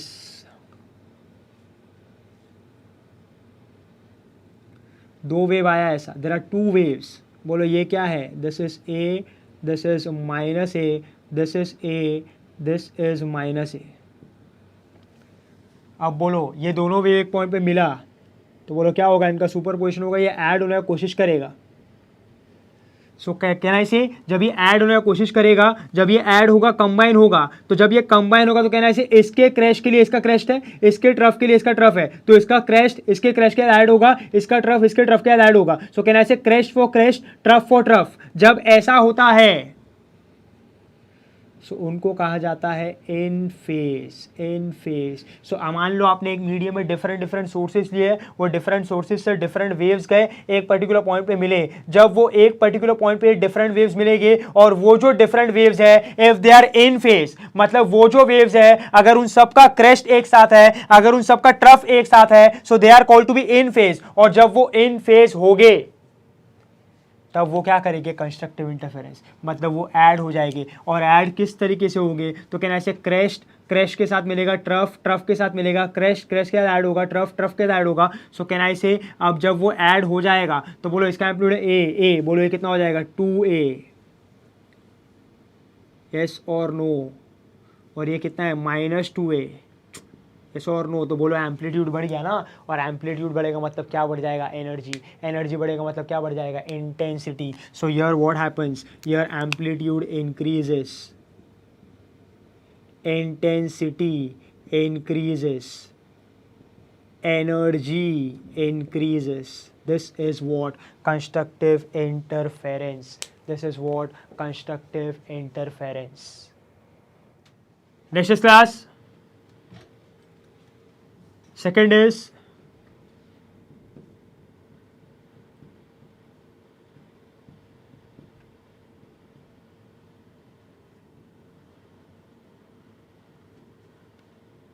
destructive interference. अब क्लास अंडरस्टैंड करना कंडीशन फॉर डिस्ट्रक्टिव इंटरफेरेंस. इसका कंडीशन देखो क्या होगा. इसका कंडीशन ये होगा कि जो पॉइंट पे जो वेव्स मिल रही है, जो सुपरपोजिशन करने वाली है, they must be out of phase. They must be what? Out of phase. Out of phase का मतलब क्या होगा क्लास? अभी आपको पता होगा. बोलो, ये एक वेव आया ऐसा, ये एक वेव आया ऐसा, है ना. तो इसका एम्पलीट्यूड क्या है? ए. इसका क्या है? माइनस ए. इसका क्या है? माइनस ए. इसका क्या है? ए. सो बोलो क्या होगा? अब ये ऐड होगा ना, सुपर पोजिशन करेगा. सो बोलो, अब आप अगर देखो, जब ये ऐड होगा साथ में आएगा, कंबाइन होगा, तो बोलो इसका क्रेस्ट, इसका ट्रफ, इसका ट्रफ, इसका crest. So there is crest and trough, there is trough and crest, sorry crest. So बोलो, क्रेस्ट के लिए क्या है? ट्रफ है ना, और ट्रफ के लिए क्या है? क्रेस्ट है ना.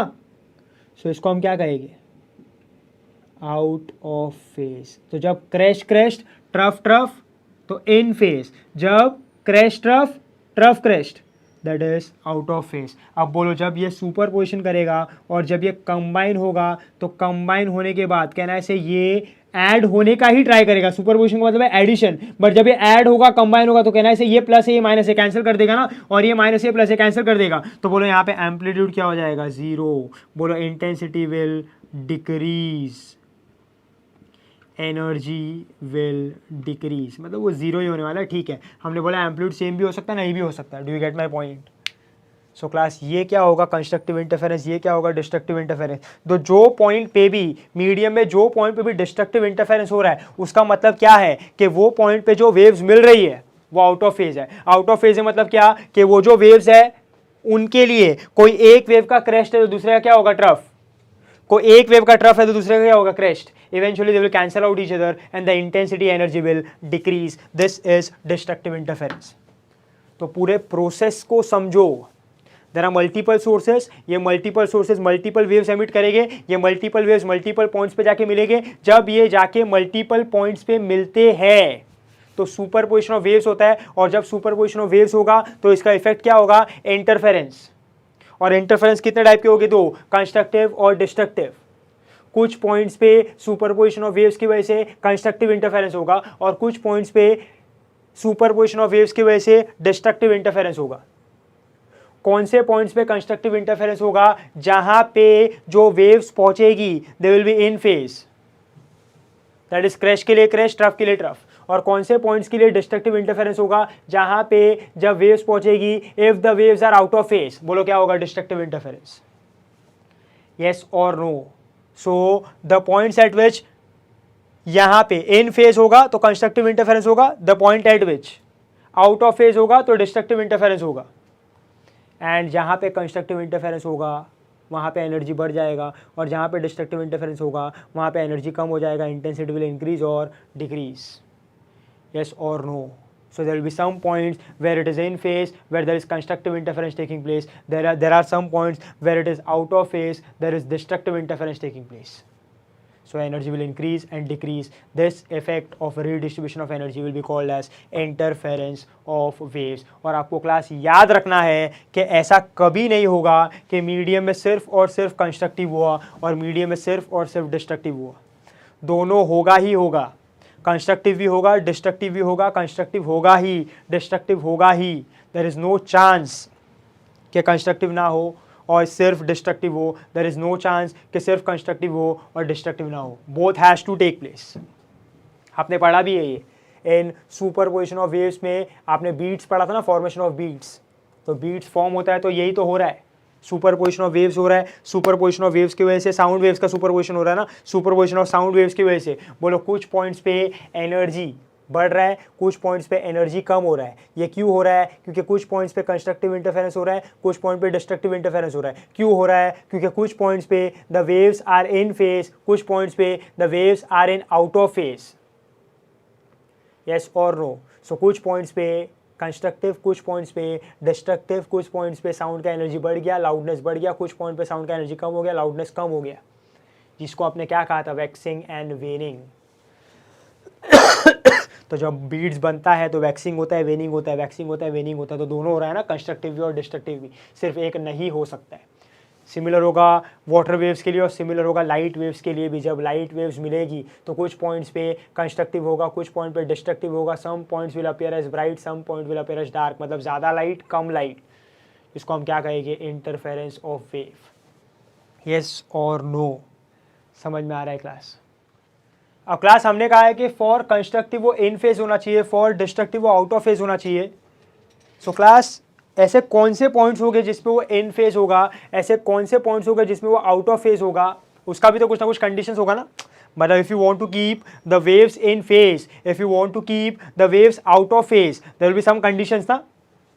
तो आगे अभी हमको यही सीखना है, मतलब इवेंचुअली बेसिकली हमको क्या सीखना है कि what are the conditions for constructive interference and what are the conditions for destructive interference, so that in constructive interference the waves are in phase, so that in destructive interference the waves are out of phase, such that the point appears with increasing energy, the point appears with decreasing energy. So अभी next हमको ये find out करना है कि what are the conditions at different points. अगर मुझे constructive चाहिए तो उसके लिए कंडीशन क्या होगा, अगर मुझे डिस्ट्रक्टिव चाहिए तो उसके लिए कंडीशन क्या होगा। नेक्स्ट हमको वही सीखना है class, what are conditions for constructive interference and destructive interference. But उसके पहले I hope class this is all very much clear with you. So now class, before starting with the conditions, हम लोग बात कर लेते हैं about interference of light waves. बात करते हैं about interference of light waves. So अभी हमने डिस्कशन किया about interference of sound waves, हमने बात किया about interference of water waves. अभी जो हमारा चैप्टर इस पर बेस्ड है that is interference of light waves. So class मान लो मैं एक पर्टिकुलर मीडियम कंसिडर करता हूँ और वो मीडियम में मल्टीपल सोर्सेज ऑफ लाइट है ना, हमारे घर में भी होता है मल्टीपल सोर्सेज। सो यहाँ पे भी there are multiple sources of light. अब बोलो ये जो मल्टीपल सोर्सेज ऑफ लाइट है मैं ऐसा कंसिडर कर रहा हूँ कि इन सब का फ्रीक्वेंसी सेम है। अब क्लास में यहाँ पे एक पॉइंट बोलो जिसमें फिर से आऊँगा, मैं ऐसा कंसिडर कर रहा हूँ कि there are n number of sources in the medium having same frequency. अलग अलग सोर्स है और मैं ऐसा कंसिडर कर रहा हूँ कि उनका फ्रीक्वेंसी सेम है। मैं ये सिर्फ कंसिडर कर रहा हूँ, एक्चुअल में ये सोर्सेज का फ्रीक्वेंसी सेम नहीं होता है। दो अलग सोर्स का फ्रीक्वेंसी कभी भी सेम नहीं हो सकता है। आप मुझे बोलोगे दो बल्ब है, एक 60 वॉट का एक 60 वॉट का, इन दोनों का फ्रीक्वेंसी सेम है। नो, उनका फ्रीक्वेंसी सेम नहीं होगा, अलग होगा। सर कैसे, क्या, ऐसा क्यों बोल रहे हो आप? तो इसके ऊपर मैं आऊँगा। बट याद रखो in terms of light sources two different sources can not have same frequency. हाँ, साउंड सोर्स के टर्म्स में हो सकता है, वाटर वेव्स के सोर्स के टर्म्स में हो सकता है, but in terms of light waves two different sources can not have same frequency. Why, we will come to it. But अभी मैं ऐसा सिर्फ एज्यूम कर रहा हूँ, ऐसा मैं कंसिडर कर रहा हूँ कि there are different sources of light in a medium और ये डिफरेंट सोर्सेज का फ्रीक्वेंसी सेम है। तो बोलो फ्रीक्वेंसी सेम है, उनके वेव सेम मीडियम में ट्रैवल कर रहे हैं और उनका एम्पलीट्यूड भी सेम है। अब क्लास होगा क्या, बोलो। अब ये डिफरेंट सोर्सेज से जब डिफरेंट वेव्स एमिट होंगे और ये मीडियम के डिफरेंट पॉइंट्स पे मिलेंगे, सो बोलो एट डिफरेंट पॉइंट्स क्या होगा, सुपरपोजिशन। ये सुपरपोजिशन का इफेक्ट क्या होगा, interference. There can be two types of interference, either constructive और either destructive. There will be some point जहाँ पे क्या होगा, constructive interference. There will be some point जहाँ पे क्या होगा, डिस्ट्रक्टिव इंटरफेरेंस। जहाँ पे कंस्ट्रक्टिव इंटरफेरेंस होगा वो पॉइंट पे वेव्स कैसे होंगे, इन फेज। जहाँ पे डिस्ट्रक्टिव इंटरफेरेंस होगा वो पॉइंट्स पे वेव्स कैसे होंगे, आउट ऑफ फेज। जहाँ पे कंस्ट्रक्टिव इंटरफेरेंस होगा वहाँ पे वेव्स ऐड करेंगे और उनका इंटेंसिटी, उनका एम्पलीट्यूड बढ़ जाएगा, और जहाँ पे डिस्ट्रक्टिव इंटरफेरेंस होगा वहाँ पे वेव्स ऐड करने का ट्राई करेंगे but eventually they will cancel out. Eventually the intensity, the amplitude will decrease. So light के टर्म्स में अभी क्या होगा, अगर इंटेंसिटी बढ़ रहा है मतलब लाइट का ब्राइटनेस बढ़ रहा है ना, तो जो पॉइंट पे भी कंस्ट्रक्टिव इंटरफेरेंस हुआ है वो point will appear as bright, और जो पॉइंट पे डिस्ट्रक्टिव इंटरफेरेंस हुआ है that points will appear as less bright, वहाँ पे ब्राइटनेस कम हो जाएगा। तो जो पॉइंट पे कंस्ट्रक्टिव इंटरफेरेंस हुआ है वहाँ पे ब्राइटनेस बढ़ गया, और जो पॉइंट पे डिस्ट्रक्टिव इंटरफेरेंस हुआ वहाँ पे ब्राइटनेस कम हो गया। Do you get my point? Yes और नो। और क्लास अगर एम्पलीट्यूड एग्जैक्टली सेम हुआ तो डिस्ट्रक्टिव इंटरफेरेंस में एम्पलीट्यूड कैंसिल आउट कर जाएगा ना, तो बोलो ब्राइटनेस पूरा ही जीरो हो जाएगा। और अगर ब्राइटनेस पूरा ही जीरो हो गया, सो व्हाट डू वी से, वहाँ पे क्या हो गया, dark. So can I say for constructive interference the point will appear as bright and for destructive interference the point will appear as dark. So अब अगर ये मीडियम में कंस्ट्रक्टिव इंटरफेरेंस डिस्ट्रक्टिव इंटरफेरेंस हुआ, सुपरपोजिशन ऑफ वेव्स हुआ, constructive destructive interference हो रहा है, बोलो some points will appear as bright, some point will appear as dark. तो हमको क्या दिखाई देगा, dark bright dark bright dark bright, yes और नो। और जैसे मैंने पहले कहा है, सिर्फ कंस्ट्रक्टिव नहीं हो सकता है, सिर्फ डिस्ट्रक्टिव नहीं हो सकता है, दोनों होगा। और जब दोनों होगा तो कुछ points will appear as bright, कुछ points will appear as dark, yes और नो। अब क्लास सवाल ये आता है कि ये मीडियम में भी तो सर मल्टीपल सोर्सेज है लाइट का, ये मीडियम के लाइट वेव्स ट्रैवल कर रहे हैं, यस और नो। और जब वेव्स ट्रैवल कर रहे हैं तो यहाँ पे अगर सुपरपोजिशन हो रहा है, अगर इंटरफेरेंस हो रहा है, अगर कंस्ट्रक्टिव इंटरफेरेंस डिस्ट्रक्टिव इंटरफेरेंस हो रहा है, तो कुछ पॉइंट्स ब्राइट होने चाहिए, कुछ पॉइंट्स डार्क होने चाहिए। बट ऐसा नहीं है, हमको जो दिखाई दे रहा है वो पूरी तरह से लाइट दिखाई दे रहा है, क्योंकि ये एक एवरेज इल्यूमिनेशन है। Point bright bright dark bright dark bright dark, interference यहाँ पे भी हो रहा है, bright dark bright dark bright dark यहाँ पे भी है, बट वो हमको दिखता नहीं है, क्योंकि we are able to see average illumination. वो एवरेज इल्यूमिनेशन का रीज़न भी क्या है, I will let you know, but with time. खाली सुनते जाओ भी मैं क्या बोल रहा हूँ। सो अगर मैं इंटरफेरेंस ऑफ लाइट वेव्स को डिफाइन करूँ तो बोलो इंटरफेरेंस ऑफ लाइट वेव्स क्या होगा, रीडिस्ट्रीब्यूशन ऑफ एनर्जी और modification in intensity of light waves। Modification intensity या तो जाने दो, सीधा डायरेक्ट लिखते हैं, और modification intensity at different points due to superposition of light waves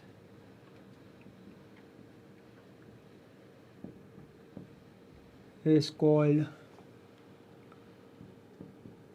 interference of light waves। बोलो साउंड के टर्म्स में क्या होता है, पॉइंट या तो लाउड या तो डल, वाटर के टर्म्स में एम्पलीट्यूड या तो ज़्यादा या तो कम। बोलो for constructive interference in terms of light, for constructive interference point is bright, for destructive interference point is dark, yes और no। तो ये होगा कंस्ट्रक्टिव और ये क्या होगा, डिस्ट्रक्टिव। पॉइंट इज ब्राइट और पॉइंट इज डार्क। ये पूरी तरह से ब्राइट कब होगा, जब दोनों का एम्पलीट्यूड सेम है। ये पूरी तरह से डार्क कब होगा, जब दोनों का एम्पलीट्यूड सेम है, कैंसिल आउट करेगा ना। बट अगर एम्पलीट्यूड अलग अलग है तो ये पॉइंट ब्राइट अपीयर करेगा, ये पूरी तरह से डार्क नहीं होगा, ये होगा less bright. You get my point, है ना, कैंसिल आउट नहीं करेगा पूरा amplitude. So this is what is interference of light wave. अब नेक्स्ट हमको फाइंड आउट करना है conditions for constructive interference and conditions for destructive interference. कौन से पॉइंट पे कंस्ट्रक्टिव कब होता है, कौन से पॉइंट पे डिस्ट्रक्टिव कब होता है। अगर हमको कंस्ट्रक्टिव चाहिए कोई पॉइंट पे तो उसके लिए कंडीशन क्या होगा, अगर हमको कोई पॉइंट पे डिस्ट्रक्टिव चाहिए तो उसके लिए कंडीशन क्या होगा, ये हमको आगे सीखना है, येस और no. So next is class we talk about is conditions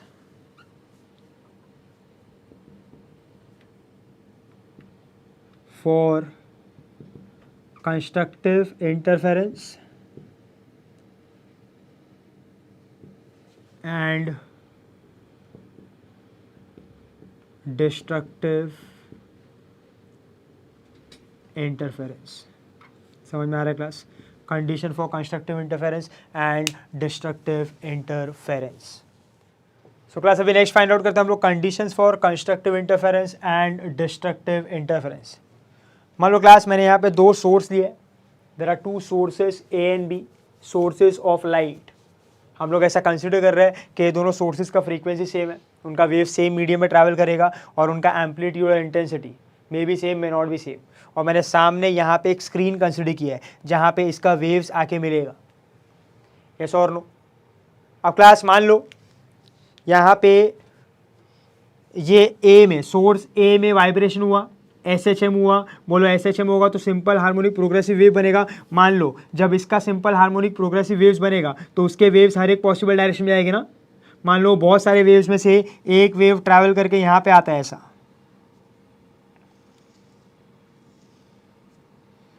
और वो बहुत सारे वेव्स में से एक वेव ट्रैवल करके आता है यहाँ पे ऐसा।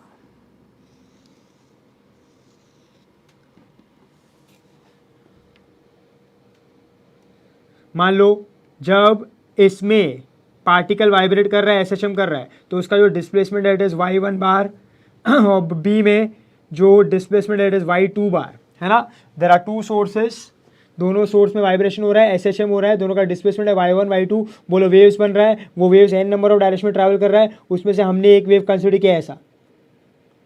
सो बोलो कैन आई से इन अ मीडियम, ये दोनों सोर्स की वजह से डिफरेंट डिफरेंट वेव्स आएंगे और डिफरेंट डिफरेंट पॉइंट्स पे मिलेंगे, और क्योंकि वो कंडीशन सेटिस्फाई कर रहा है तो डिफरेंट डिफरेंट पॉइंट्स पे क्या करेंगे, सुपर पोजिशन। उसमें से मैंने एक पॉइंट कंसिडर किया है, पॉइंट पी। बोलो पॉइंट पी पे ये दोनों सोर्स के वेव्स मिल रहे हैं ना, तो बोलो यहाँ पे ये दोनों क्या करेंगे, सुपर पोजिशन करेंगे ना। सो एट पॉइंट पी क्या होने वाला है, सुपर पोजिशन ऑफ वेव्स। ऐसा सिर्फ पॉइंट पी पे ही नहीं, at different different points on the screen, बोलो क्या होगा, सुपर पोजिशन। समझ में आ रहा है। हमने उसमें से एक पॉइंट कंसिडर किया पॉइंट पी, पॉइंट पी पे क्या होगा, सुपरपोजिशन ऑफ वेव्स। अब क्लास मान लो यहाँ पे ये जो लाइट आ रहा है इसका इंटेंसिटी I1 और इसका इंटेंसिटी I2, मैं ऐसा कंसिडर कर रहा हूँ। बोलो अब जब सुपरपोजिशन ऑफ वेव्स होगा यहाँ पे तो बोलो उसका इफेक्ट क्या आएगा, इंटरफेरेंस। अब इंटरफेरेंस में दो टाइप का इंटरफेरेंस हो सकता है, या तो कंस्ट्रक्टिव या तो डिस्ट्रक्टिव। वो किस पे डिपेंड करता है, कंडीशन पे। अगर पॉइंट पी पे कंस्ट्रक्टिव इंटरफेरेंस का कंडीशन सेटिस्फाई हुआ तो बोलो क्या होगा, कंस्ट्रक्टिव इंटरफेरेंस होगा और ये पॉइंट कैसा अपेयर करेगा, ब्राइट, इंटेंसिटी विल इंक्रीज। और अगर ये पॉइंट पे डिस्ट्रक्टिव इंटरफेरेंस का कंडीशन सेटिस्फाई हुआ तो बोलो ये पॉइंट पे क्या होगा, destructive interference and the brightness will decrease. अगर इंटेंसिटी एम्पलीट्यूड सेम है so it will appear as dark, तो या तो ब्राइट होगा या तो डार्क होगा। अब वो कब कंस्ट्रक्टिव इंटरफेरेंस होगा, क्या कंडीशन पे, कब डिस्ट्रक्टिव इंटरफेरेंस होगा, क्या कंडीशन पे, ये हमको फाइंड आउट करना है। हमको ये तो पता है कि ये पॉइंट पी पे अगर इन फेज हुआ तो कंस्ट्रक्टिव, आउट ऑफ फेज हुआ तो डिस्ट्रक्टिव। पर मैथमेटिकली टेक्निकली हमको पता होना चाहिए ना कि इन फेज कब होगा, what will be the condition, out of phase कब होगा, what will be the condition. तो अभी हमको वही फाइंड आउट करना है कि यहाँ पे इन फेज होने के लिए क्या कंडीशन होगा, यहाँ पे आउट ऑफ फेज होने के लिए क्या कंडीशन होगा, वही तो फाइंड आउट करना है। Do you get my point. तो चलो लेट अस स्टार्ट। सबसे पहले तो ये पॉइंट पी पे बोलो जब ये सुपर पोजिशन होगा तो ये सुपर पोजिशन ऑफ वेव्स की वजह से कहना है कि रिजल्टेंट वेव आएगा, और वो जो रिजल्टेंट वेव है वो रिजल्टेंट वेव का भी एक रिजल्टेंट डिस्प्लेसमेंट होगा ना। और वो रिजल्टेंट डिस्प्लेसमेंट हम लोग किससे फाइंड आउट करते हैं, we find out by superposition principle. So class मान लो अब वो सुपरपोजिशन प्रिंसिपल अप्लाई करने से पहले मान लो फॉर ए, फॉर सोर्स ए जो पार्टिकल का डिस्प्लेसमेंट एज y1 बोलो अब वो पार्टिकल क्या कर रहा है, SHM कर रहा है ना। तो SHM में आपने सिंपल हार्मोनिक मोशन में पढ़ा है ना, बोलो displacement in SHM is given by what, A sin omega t। मान लो इसका amplitude is A1, so what is y1, A1 sin omega t। So as source A का पार्टिकल इज परफॉर्मिंग SHM, बोलो इसके डिस्प्लेसमेंट का equation क्या होगा, y1 is equal to A1 sin omega t। This you have studied in oscillation. बोलो what will be for B, can I say y2 will be what, y2 will be A2 sin of omega t। ध्यान से देखना यहाँ पे omega t plus phi, omega t plus phi. ये बोलो plus phi का मतलब क्या है, ये फाई जो होता है phi, what is phi, phi is phase difference. क्या है ये फाई, फेज डिफरेंस। अरे यस और नो क्लास, ये क्या होगा, फेज डिफरेंस। फेज डिफरेंस का मतलब क्या होता है, the difference in the position ना, the difference in the state of vibration in terms of angle. ये पढ़ा है आपने। मान लो यहां पे एक वेव है ऐसा, तो आप यहां पे क्या लिखते हो, 0 पाई 2 पाई 3 पाई 4 पाई, अरे यस और नो। और यहाँ पे एक वेव है ऐसा, ऐसा कुछ, तो बोलो ये क्या होगा 0 पाई 2 पाई 3 पाई, अरे हाँ या ना। नाउ क्लास फेज डिफरेंस का मतलब क्या होगा, ये आपने पढ़ा है ऑसिलेशन में भी, in wave motion and stationary wave, that is superposition of waves में भी। फेज डिफरेंस मतलब क्या होता है, पोजीशन का डिफरेंस ना, स्टेट ऑफ वाइब्रेशन का difference in terms of what, angle, कि उसका स्टेट जो है, उसका पोजीशन जो है, state of vibration, position particle का, उसके बीच में जो एंगल का डिफरेंस होता है, that is difference of position in terms of angle, उसको हम लोग क्या कहते हैं, फेज डिफरेंस। ऐसा ना, अंडरस्टैंड करना। मान लो यहाँ पे एक वेव है, ऐसे दो कंसिडर करो, दो वेव। अब मान लो एक पर्टिकुलर सोर्स में वाइब्रेशन हुआ, उसका वेव ऐसा निकल चुका है लाइक दिस, और उसका वेव यहां तक पहुंचा है ऐसा, तो बोले ये क्या होगा 0 पाई 2 पाई एंड 3 पाई। और फिर इसके बाद यहां पे जब ये यहां पे पहुंचा है ना, तो इसका वेव जो है वो यहां पे पहुंचा है ऐसा, that is 0 pi 2 pi. Do you understand my point. देखो इसके अंदर वाइब्रेशन हुआ, इसके अंदर भी वाइब्रेशन हुआ, वेव बना, वेव बना। इसका वेव यहां तक पहुंचा है 3 पाई तक, तो इसका वेव कहां तक पहुंचा है 2 पाई तक। सो बोलो कैन आई से उनके पोजीशन में डिफरेंस है, और उनका पोजीशन का डिफरेंस इन टर्म्स ऑफ अगर एंगल लेता हो तो बोलो फर्स्ट का कितना है 3 पाई, दूसरा कितना है 2 पाई, उनके बीच में डिफरेंस निकालू तो बोलो कितना आएगा पाई ना। तो ये पाई क्या है, उनके पोजीशन का difference in terms of angle, जिसको मैं क्या कहूंगा, फेज डिफरेंस, क्योंकि ये पाई 2 पाई क्या बता रहा है, उसका फेज ना, दैट इज पोजीशन। याद आया, ऐसा कुछ किया है आपने। अगर मैं ऐसा कंसिडर करूं कि यहां पे ये एक सोर्स है, उसका वेव यहां तक पहुंच चुका है ऐसा, तो ये क्या होगा 0 पाई 2 पाई। बट दूसरा सोर्स जो है वो अभी जस्ट अपना वाइब्रेशन स्टार्ट करने वाला है, मतलब इसका वेव एमिट नहीं हुआ है ना, तो बोलो उसका पोजीशन क्या है 0 ना, तो ये बोलो किधर तक पहुंच चुका है 2 पाई। बोलो ये किधर है 0 पे, तो बोलो इनके बीच में फेज डिफरेंस कितना होगा 2 पाई माइनस 0। अरे यस और no, do you get my point. तो फेज डिफरेंस क्या होगा 2 पाई, मतलब वो क्या बता रहा है कि इसका वेव यहां तक पहुंच गया है, इसका वेव यहीं पे है, मतलब अभी स्टार्ट होने वाला है, तो इनके बीच में फेज डिफरेंस कितना है, इट इज 2 पाई। कितना है 2 पाई। बोलो इसका क्या होगा, अगर ऐसा लिया मैंने, ये यहाँ तक पहुँचा है, बोले कितना होगा 3 पाई ना, और बोले यहीं तक पहुँचा है, जब ये यहाँ तक पहुँचा है तो ये यहाँ तक पहुँचा है, तो बोले कितना होगा पाई ना। सो what is the phase difference, can I से अगेन इट इज 2 पाई। अरे यस और नो, समझ में आ रहा है। सो अगर आप वेव के पोजीशन का डिफरेंस बता रहे हो in terms of angle, it is called as phase difference. क्या बोला जाता है इसको, फेज डिफरेंस। अब क्लास अंडरस्टैंड करना। अब बोलो अगर मैंने ये वाला एग्जांपल लिया ऐसा, लाइक दिस 0 पाई, और ये कितना होगा 3 पाई ना, और यहाँ पे ये इधर है ऐसा, ये किधर है पाई पे, तो बोलो इनके बीच में फेज डिफरेंस कितना है 2 पाई का ना, 3 pi minus pi 2 pi. So class can I से अभी स्टेटमेंट देखो क्या होगा।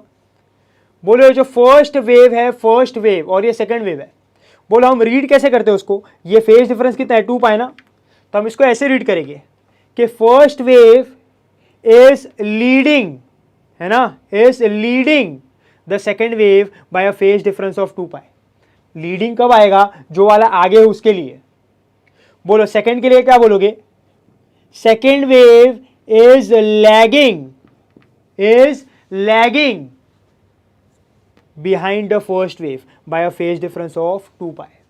तो जो वेव आगे होता है उसके लिए कौन सा वर्ड आता है, लीडिंग, उतने फेज डिफरेंस से, और जो वेव पीछे होता है उसके लिए क्या आता है, लैगिंग, उतने फेज डिफरेंस है, दैट इज पोजीशन का difference. Do you get my point. तो यहाँ पे फाई भी क्या है, ये दोनों वेव के फेज डिफरेंस।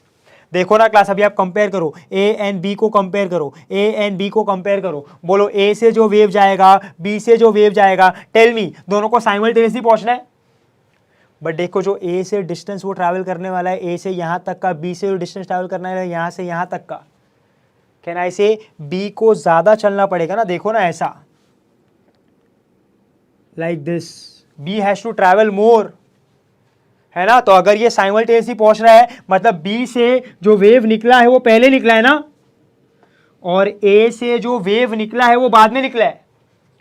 सो ए का जब वेव यहां पे पहुंचेगा और बी का जब वेव यहां पे पहुंचेगा, बोलो उनके बीच में फेज डिफरेंस होगा कि नहीं होगा, होगा ना, क्योंकि ये वेव ने ज्यादा डिस्टेंस ट्रैवल किया, ज्यादा आगे होगा ये बी का वेव, और ए का वेव जो है ये उससे पीछे होगा, तो कहना ऐसे बी इज लीडिंग ना and A is what lagging, ऐसा ना ऐसा कंसिडर किया अगर ए और बी है, this is A and this is B, तो इससे एक वेव गया इससे एक वेव गया ऐसा, तो देखो ना ऐसा अगर ऐसा कंसिडर किया मैंने ऐसा और ये ऐसा है, तो देखो ये क्या होगा, दिस विल बी व्हाट 0, ये पाई, ये 2 पाई, ये 3 पाई, बोलो इसका क्या होगा 0 पाई, ये 2 पाई, ये 3 पाई, ये 4 पाई, तो बोलो कौन आगे है, बी का ना कौन पीछे है, ए का ना, तो फेज डिफरेंस आएगा कि नहीं आएगा, समझ में आ रहा है। तो बी का वेव पहले जाएगा और वहां पे पहुंचेगा और ए का वेव थोड़ा बाद में आएगा, यस और नो, और दोनों का वेव पहुंचेगा simultaneously with the phase difference, yes और नो।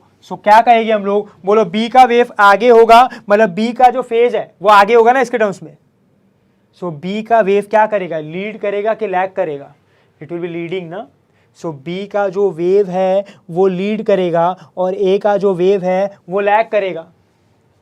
सो क्योंकि बी लीड कर रहा है तो इसलिए यहां पे प्लस लिखा है, प्लस फाई, इसका मतलब ये है कि इतना प्लस फाई, इतने से वो आगे है, लीड कर रहा है। बोलो अगर इसमें बताना होता लैगिंग तो मैं क्या लिखता, y1 is equal to a1 sine omega t minus phi का मतलब है कि उतने फेज डिफरेंस से वो लैग कर रहा है, तो ये उतने फेज डिफरेंस से आगे है, ये उतने फेज डिफरेंस से पीछे है। सो हमने आगे वाला बताया कि इतने फेज डिफरेंस से आगे है, इतना उनमें फेज डिफरेंस है और ये इतना आगे है ए के वेव से और जाके मिल रहा है सुपरपोजिशन कर रहा है। Do you get my point. So अब क्लास बोलो, अब मुझे पॉइंट पी पे, for point P resultant wave चाहिए, तो बोलो बाय सुपरपोजिशन प्रिंसिपल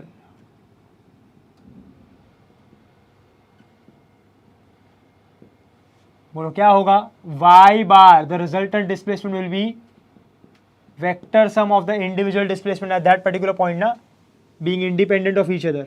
सो बोलो जब y1 का इक्वेशन यहाँ पे सब्स्टिट्यूट करेंगे, y2 का इक्वेशन यहाँ पे सब्स्टिट्यूट करेंगे, तो हमको क्या मिल जाएगा y, और ये आपने किया है इन ऑसिलेशन, ये आपने किया है इन सुपरपोजिशन ऑफ वेव्स। बोलो जो रिजल्टेंट वेव आता है, रिजल्टेंट वेव वो क्या आता है, y बार रिजल्टेंट वेव का जो डिस्प्लेसमेंट आता है यहाँ पे पॉइंट P पे, वो क्या आता है, y is equal to AR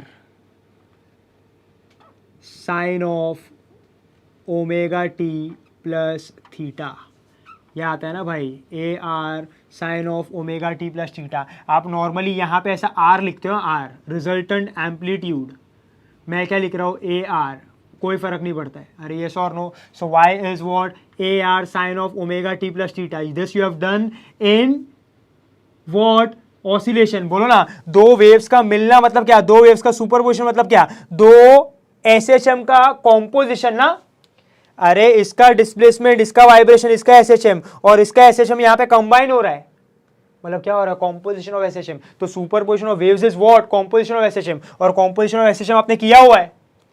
तो जब कॉम्पोजिशन होता है, दो डिस्प्लेसमेंट ऐड होता है, तो आपको ये रिजल्टेंट डिस्प्लेसमेंट मिलता है। So this is the resultant displacement which you get, ये आपने पढ़ा है ऑसिलेशन चैप्टर में, जिसमें यहाँ पे जो रिजल्टेंट वेव आएगा ऐसा जो भी, वो रिजल्टेंट वेव का रिजल्टेंट डिस्प्लेसमेंट ये होगा। कहना इसे रिजल्टेंट डिस्प्लेसमेंट भी किसका फंक्शन है, साइन का ना, और यहां पे ये जो इक्वेशन आ रहा है, बोलो ये डिस्प्लेसमेंट का इक्वेशन किसके टर्म्स में आ रहा है, इन terms of A sign omega T. Resultant wave का जो डिस्प्लेसमेंट है उसका इक्वेशन किसके टर्म्स में आ रहा है, ए साइन ओमेगा टी। तो बोलो ये कैसा वेव था, सिंपल हार्मोनिक प्रोग्रेसिव वेव, ये कैसा वेव था, सिंपल हार्मोनिक प्रोग्रेसिव वेव। बोलो जो रिजल्टेंट वेव आया वो भी कैसा है, सिंपल हार्मोनिक प्रोग्रेसिव वेव, क्योंकि जैसे ये दो इंडिविजुअल वेव थे वैसा ये वेव का इक्वेशन आया है। So this we are getting simple harmonic progressive wave, resultant wave, जिसका रिजल्टेंट एम्पलीट्यूड दोनों का मिल के जो यहाँ पे रिजल्टेंट एम्पलीट्यूड आएगा वो होगा AR। और बोलो ये जो थीटा होता है, थीटा ये क्या होता है, what is this theta, can I say theta is what, phase angle. क्या होता है ये, फेज एंगल, मतलब वो ये बताता है कि with respect to horizontal wave कौन सा एंगल से ट्रैवल कर रहा है, ऐसा है ना, हॉरिजॉन्टल है, सो वेव ऐसा जा रहा है, वेव ऐसा जा रहा है, वेव ऐसा जा रहा है, वेव ऐसा जा रहा है, तो कौन सा एंगल पे ट्रैवल कर रहा है विथ रिस्पेक्ट टू हॉरिजॉन्टल, वो कौन बताता है, phase angle. Do you get my point, अरे येस और नो। सो क्लास इस तरीके से हमको क्या मिलेगा, उसका रिजल्टेंट वेव मिलेगा। Do you get my point no class. तो ये जो फेज एंगल उसका फॉर्मूला ये होगा ना, आपने पढ़ा हुआ है, theta is tan inverse of a1 sin phi upon a1 plus a2 cos phi। What is a1 and a2, amplitude of first wave and second wave, and phi is the phase difference. So ये होगा phase angle का formula. अब class ये जो resultant amplitude है यहाँ पे, this resultant amplitude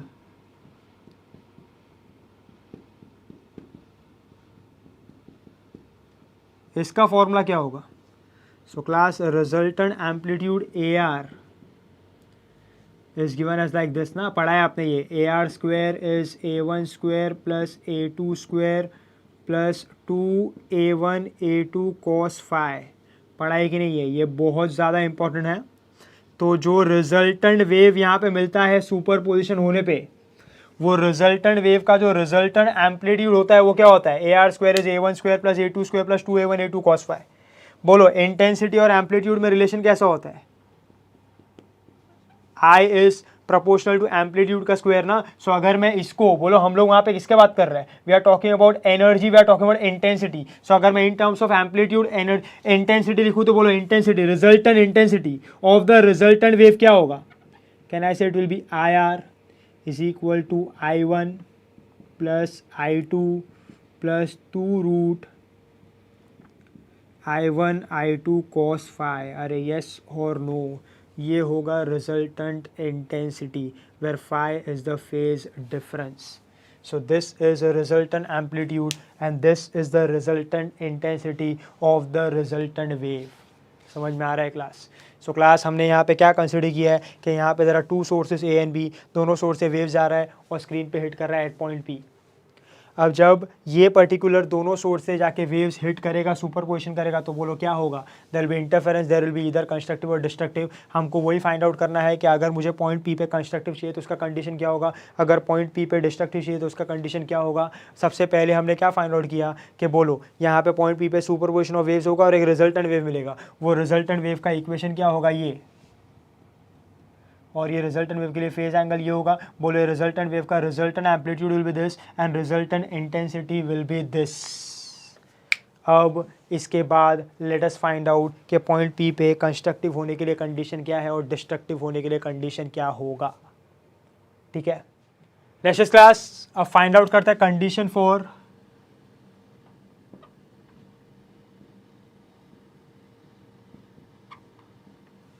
condition for constructive interference।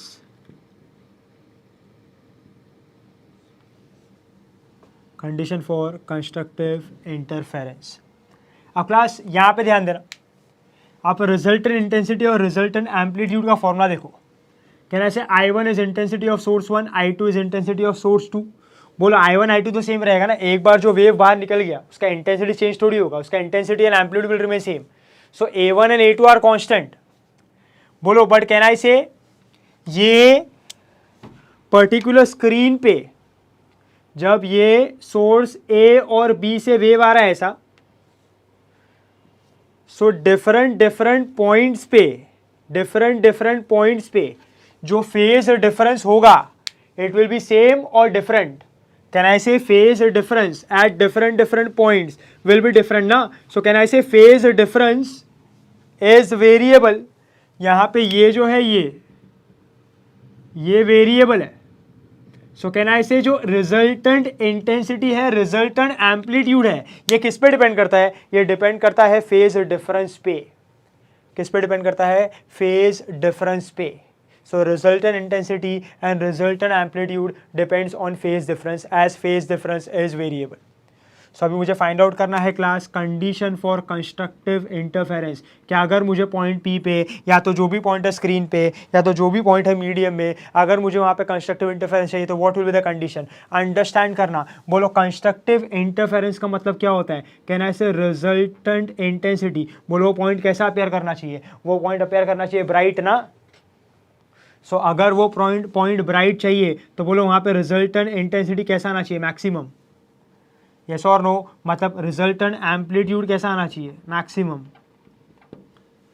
बोलो resultant intensity, resultant amplitude maximum कब होगा, जब ये cos phi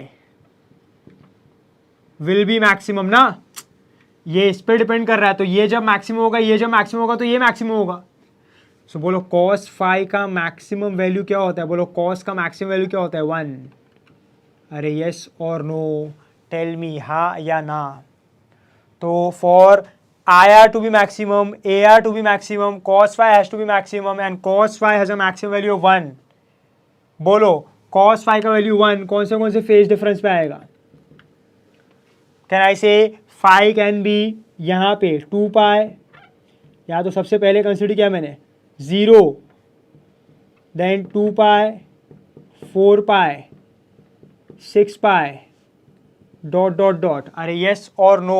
So can I say when the two waves will have phase difference of 0, 2 pi or 4 pi or 6 pi, तो बोलो जब यहाँ पे सब्स्टिट्यूट का उसका वैल्यू क्या आएगा, 1। मतलब cos phi कैसा आ रहा है, मैक्सिमम। और जब cos phi मैक्सिमम आएगा तो resultant intensity and resultant amplitude भी कैसा आएगा, maximum.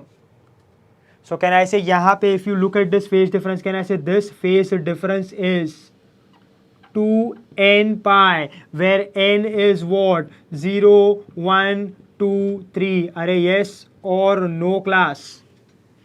So can I say ये फेज डिफरेंस क्या है, E1 मल्टीपल ऑफ पाई, क्या है ये, E1 मल्टीपल ऑफ पाई। तो जब phase difference E1 multiple of pi होता है, जब phase difference E1 multiple of pi होता है, तब क्या होता है, कंस्ट्रक्टिव इंटरफेरेंस। अरे यस और नो। सो क्लास ये जो है ये सबसे इंपॉर्टेंट कंडीशन है चैप्टर का, ये जो भी है कि for constructive interference phase difference between the two waves should be E1 multiple of pi, should be what, E1 multiple of pi. अब क्लास एक और पॉइंट जो इंपॉर्टेंट है, आपने वाला फॉर्मूला देखा होगा, phase difference is 2 pi by lambda into path difference. So अब हम बात करते हैं in terms of path difference. Path difference क्या होता है, डिफरेंस इन पाथ लेंथ ना, मतलब इन टर्म्स ऑफ लेंथ बात करते हैं। मान लो इसका वेव निकला और इसका वेव यहाँ तक पहुँचा है, तो इसने डिस्टेंस ट्रैवल किया है 2 मीटर, है ना, और इसका वेव निकला है ऐसा और यहाँ तक पहुँचा है ना। जब ये यहाँ तक पहुँचा है, यहाँ तक पहुँचा है, तो बोलो इसने डिस्टेंस ट्रैवल किया 1.5 मीटर, तो बोलो व्हाट इज द, इसका पाथ लेंथ कितना है 2 मीटर, इसका पाथ लेंथ कितना है 1.5 मीटर, है ना। ये यहाँ तक पहुँच गया है, ये यहीं तक पहुँचा है। सो बोलो अब इसका पाथ लेंथ 2 मीटर है, इसका पाथ लेंथ 1.5 मीटर है। So what is the path difference, can I say it is 0.5 metre, yes और no. So difference in position in terms of length, difference in position in terms of length is called as what, is called as path difference, is called as what, path difference। अरे yes और no, बोलो हम लोग जो भी waves होता है, waves उसका length actual में किसके terms में measure करते हैं, in terms of wave length ना, in terms of wave length। ये तो मैंने सिर्फ example दिया था, wave का length किसके terms में होता है, wave length। सो मान लो ये wave यहाँ तक पहुँचा है ऐसा, तो इसका वेवलेंथ कितना हो गया, 2 लैम्डा, बराबर है। एक वेव का वेवलेंथ कितना है, लैम्डा, दूसरा कितना होगा, 2 लैम्डा, और ये वेव इधर तक ही पहुंचा है, तो बोलो इसका कितना होगा, lambda. So what is the path difference, 2 lambda minus lambda, that is lambda. पहले जो एग्जांपल दिया था वो ऐसे ही बेसिक एग्जांपल था। एक्चुअल में वेव का लेंथ किसके टर्म्स में होता है, वेव लेंथ, उसका जो पाथ लेंथ होता है वो किसके टर्म्स में होगा, वेव लेंथ। तो बोलो इसका वेव लेंथ कितना है, 2 लैम्डा, इसका वेव लेंथ कितना है, lambda. So what is the path difference, 2 lambda. सो याद रखने का, फेज डिफरेंस किसके टर्म्स में होता है, एंगल, पाथ डिफरेंस किसके टर्म्स में होता है, लेंथ, दैट इज लैम्डा। समझ में आ रहा है। सो या तो आप लेंथ के टर्म्स में ले लो या तो आप एंगल के टर्म्स में ले लो।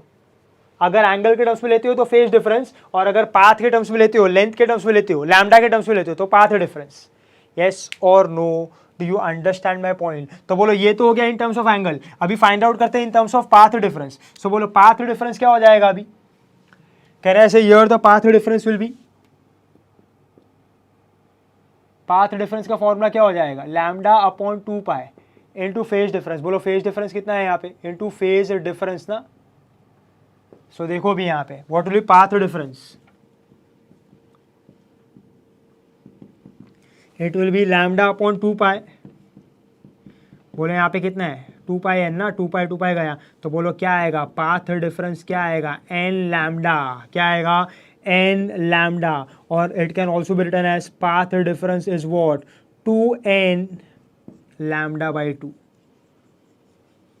2n lambda by 2, that is what path difference is,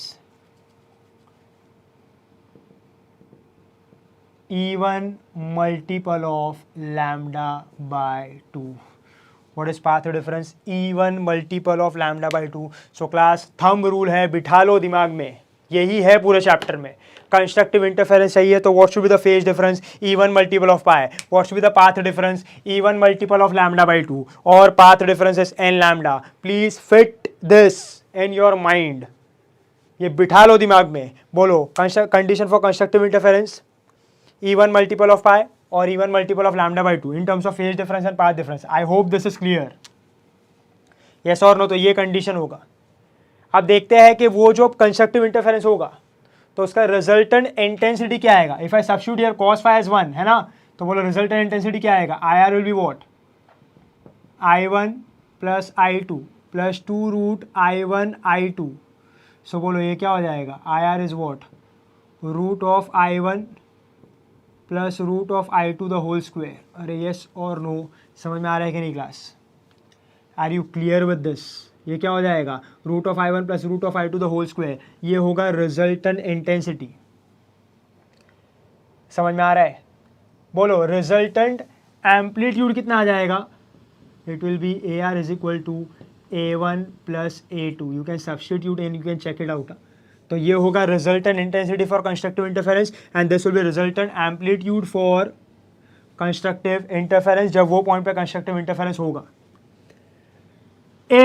if I1 is equal to I2 is equal to I, मान लो दोनों का इंटेंसिटी सेम है, सो कैन आई से if I1 is equal to I2 is equal to I, तो बोलो IR क्या हो जाएगा, can I say root of I 2 root I ना, so this will be what 4I। बोलो ये हो सकता है maximum intensity 4I, this can be the maximum intensity for constructive interference, yes और नो। और बोलो मैक्सिमम एम्पलीट्यूड क्या होगा, कैन आई से दोनों का, अगर दोनों का इंटेंसिटी सेम है तो A1 will be equal to what A2 will be equal to A, तो बोलो ये क्या हो जाएगा, can I say this will be A plus A which will be what 2A, यही तो आता था, यस और no. So this will be what A maximum. So class, this is resultant intensity, that is maximum intensity, and this is maximum amplitude. Do you get my point? Yes or no? So जब constructive interference होता है तो constructive वो particular point पे constructive interference होने के लिए ये कंडीशन होता है, और अगर दोनों का इंटेंसिटी सेम है तो उसका मैक्सिमम एम्पलीट्यूड कितना आ सकता है 2A, और उसका मैक्सिमम इंटेंसिटी कितना आ सकता है 4I। This is condition for constructive interference. I hope this is clear. Next class condition for destructive interference. अभी आपको समझना चाहिए कंडीशन फॉर डिस्ट्रक्टिव इंटरफेरेंस क्या होगा।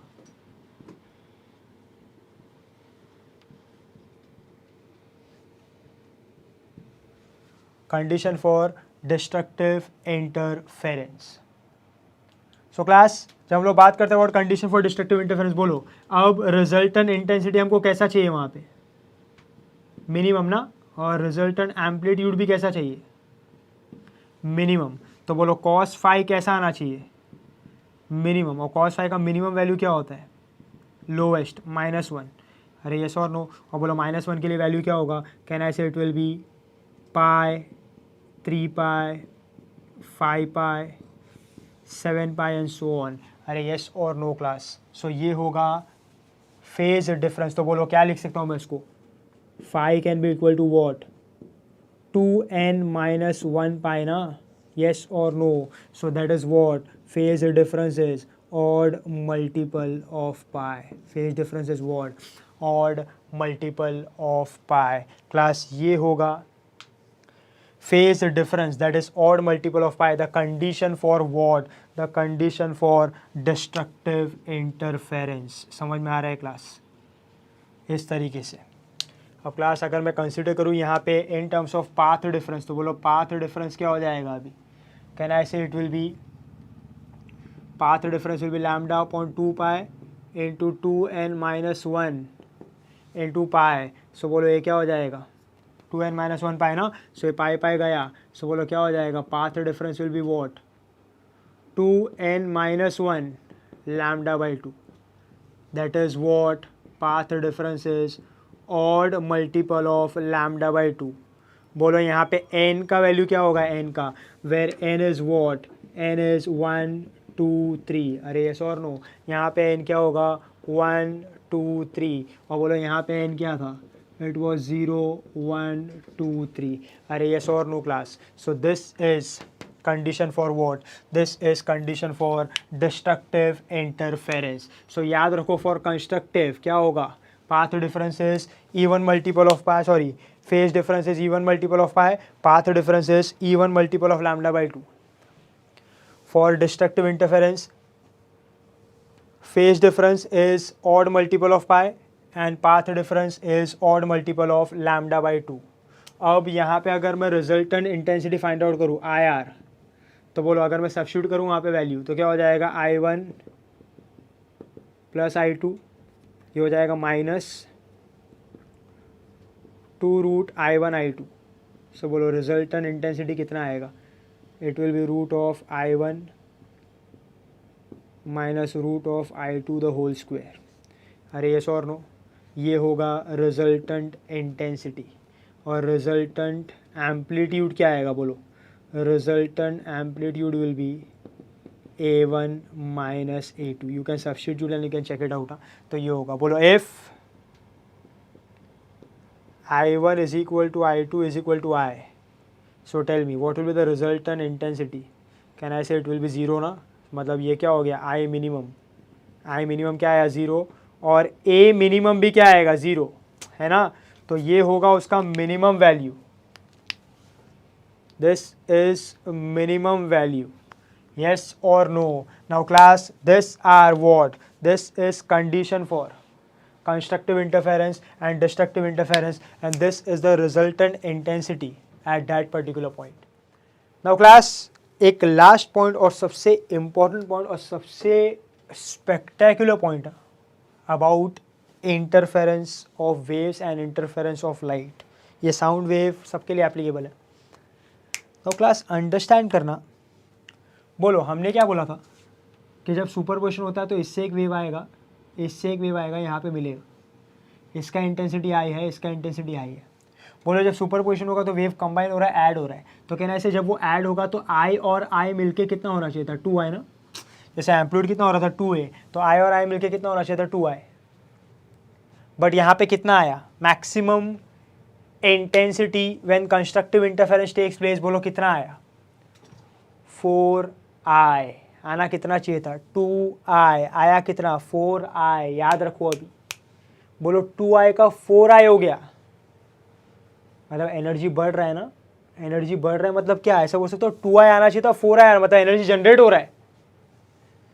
बोलो अब ये किसके लिए हो गया? For constructive interference. नाउ जब दो वेव आया यहाँ पे डिस्ट्रक्टिव इंटरफेरेंस किया तो डिस्ट्रक्टिव इंटरफेरेंस भी क्या हो रहा है? सुपरपोजिशन हो रहा है. तो कंबाइन होना चाहिए था और कितना आना चाहिए था? I 2i. The resultant intensity. बोलो यहाँ पे रिजल्टेंट इंटेंसिटी कितना आया? 0. तो आना कितना चाहिए था? 2i. आया कितना? 0. मतलब 2i से कम हो गया, मतलब कहना से एनर्जी डिस्ट्रॉय हो गया ना. सो क्लास यहाँ पे क्या हो रहा है? एनर्जी क्रिएट हो रहा है. 2i से 4i. यहाँ पे क्या हो रहा है? एनर्जी डिस्ट्रॉय हो रहा है. 2i से 0. But class, is it practically possible? Is it possible in physics कि एनर्जी बढ़ जाएगा, एनर्जी जनरेट होगा, या तो एनर्जी डिस्ट्रॉय हो जाएगा, या तो इंटेंसिटी डिस्ट्रॉय हो जाएगा? नो.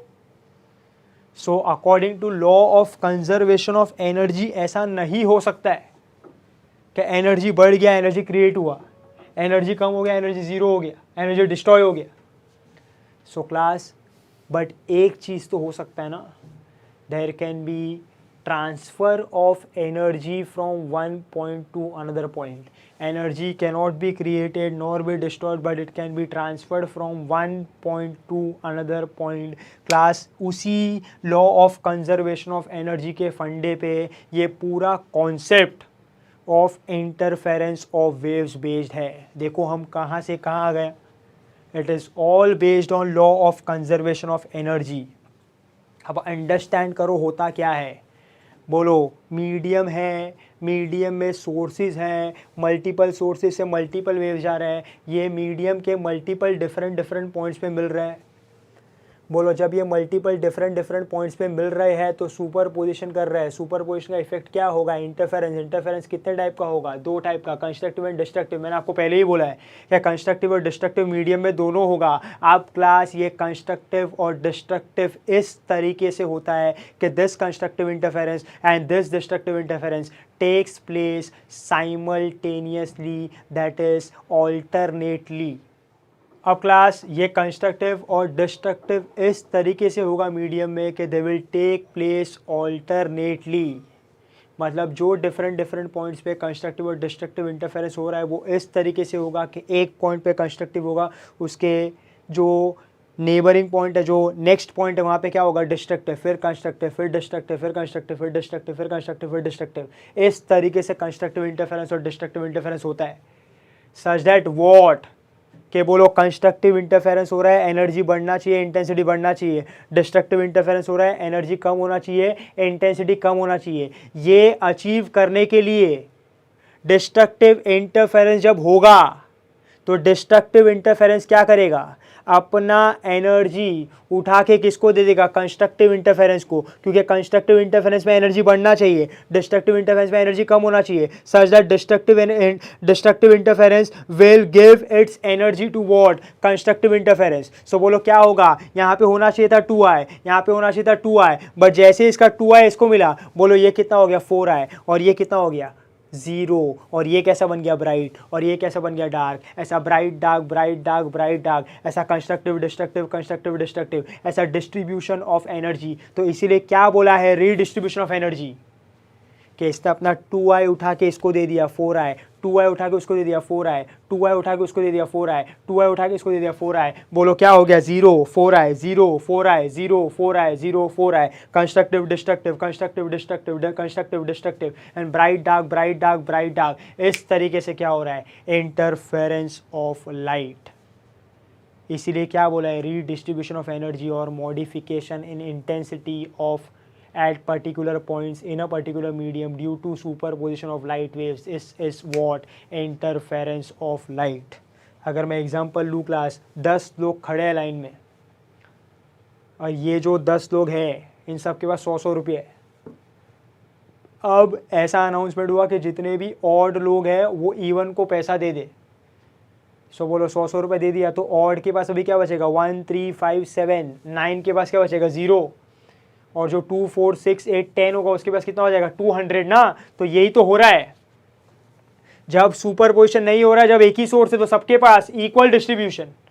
जैसे ही सुपरपोजिशन हुआ, जैसे ही इंटरफेरेंस हुआ, बोलो कुछ पॉइंट्स कंस्ट्रक्टिव कुछ पॉइंट डिस्ट्रक्टिव, डिस्ट्रक्टिव ने अपना एनर्जी उठा के दिया कंस्ट्रक्टिव को, कंस्ट्रक्टिव का एनर्जी बढ़ गया, डिस्ट्रक्टिव का एनर्जी कम हो गया, यहाँ पे इंटेंसिटी बढ़ गया, यहाँ पे इंटेंसिटी कम हो गया. साउंड होगा तो लाउडनेस, यहाँ पे कम साउंड. लाइट होगा तो ब्राइटनेस, यहाँ पे डार्कनेस. वाटर वेव होगा तो वाटर वेव का एम्पलीट्यूड ज़्यादा, यहाँ पे एम्पलीट्यूड कम.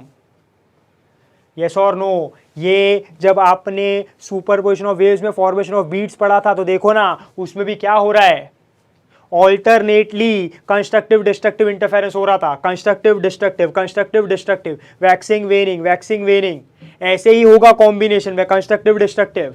मतलब क्या हो रहा है, जो वेनिंग है वो अपना एनर्जी उठा के किसको दे रहा है, वैक्सिंग को. सच दैट यहाँ पे इंटेंसिटी बढ़ गया और यहाँ पे इंटेंसिटी कम हो गया. मतलब यहाँ पे साउंड ज्यादा सुनाई दे रहा है, यहाँ पे साउंड कम सुनाई दे रहा है, तभी तो बीट फॉर्म हो रहा है. सिर्फ साउंड ज्यादा सुनाई देने से बीट थोड़ी फॉर्म होगा. साउंड ज्यादा कम तब जाके बीट सुनाई देगा. सो इंटरफेरेंस ऑफ लाइट में भी ये होगा, ब्राइट डार्क, ज्यादा कम तब जाके बराबर इंटरफेरेंस ऑफ लाइट दिखेगा और इंटरफेरेंस पैटर्न फॉर्म होगा. Do you get my point class? Light, ये वाटर वेव्स में भी ये हो रहा है, जो भी हम लोग बीच वगैरह पे वाटर देख रहे हैं, वेव्स देख रहे हैं, तो कुछ पॉइंट पे वेव्स बढ़ जा रहा है, कुछ पॉइंट पे कम, कुछ पॉइंट पे ज़्यादा, कुछ पॉइंट पे कम. सो कंस्ट्रक्टिव डिस्ट्रक्टिव, इसलिए तो वाटर में बैलेंस है. सो नेचर कुछ फॉलो कर रहा है टू कीप द बैलेंस.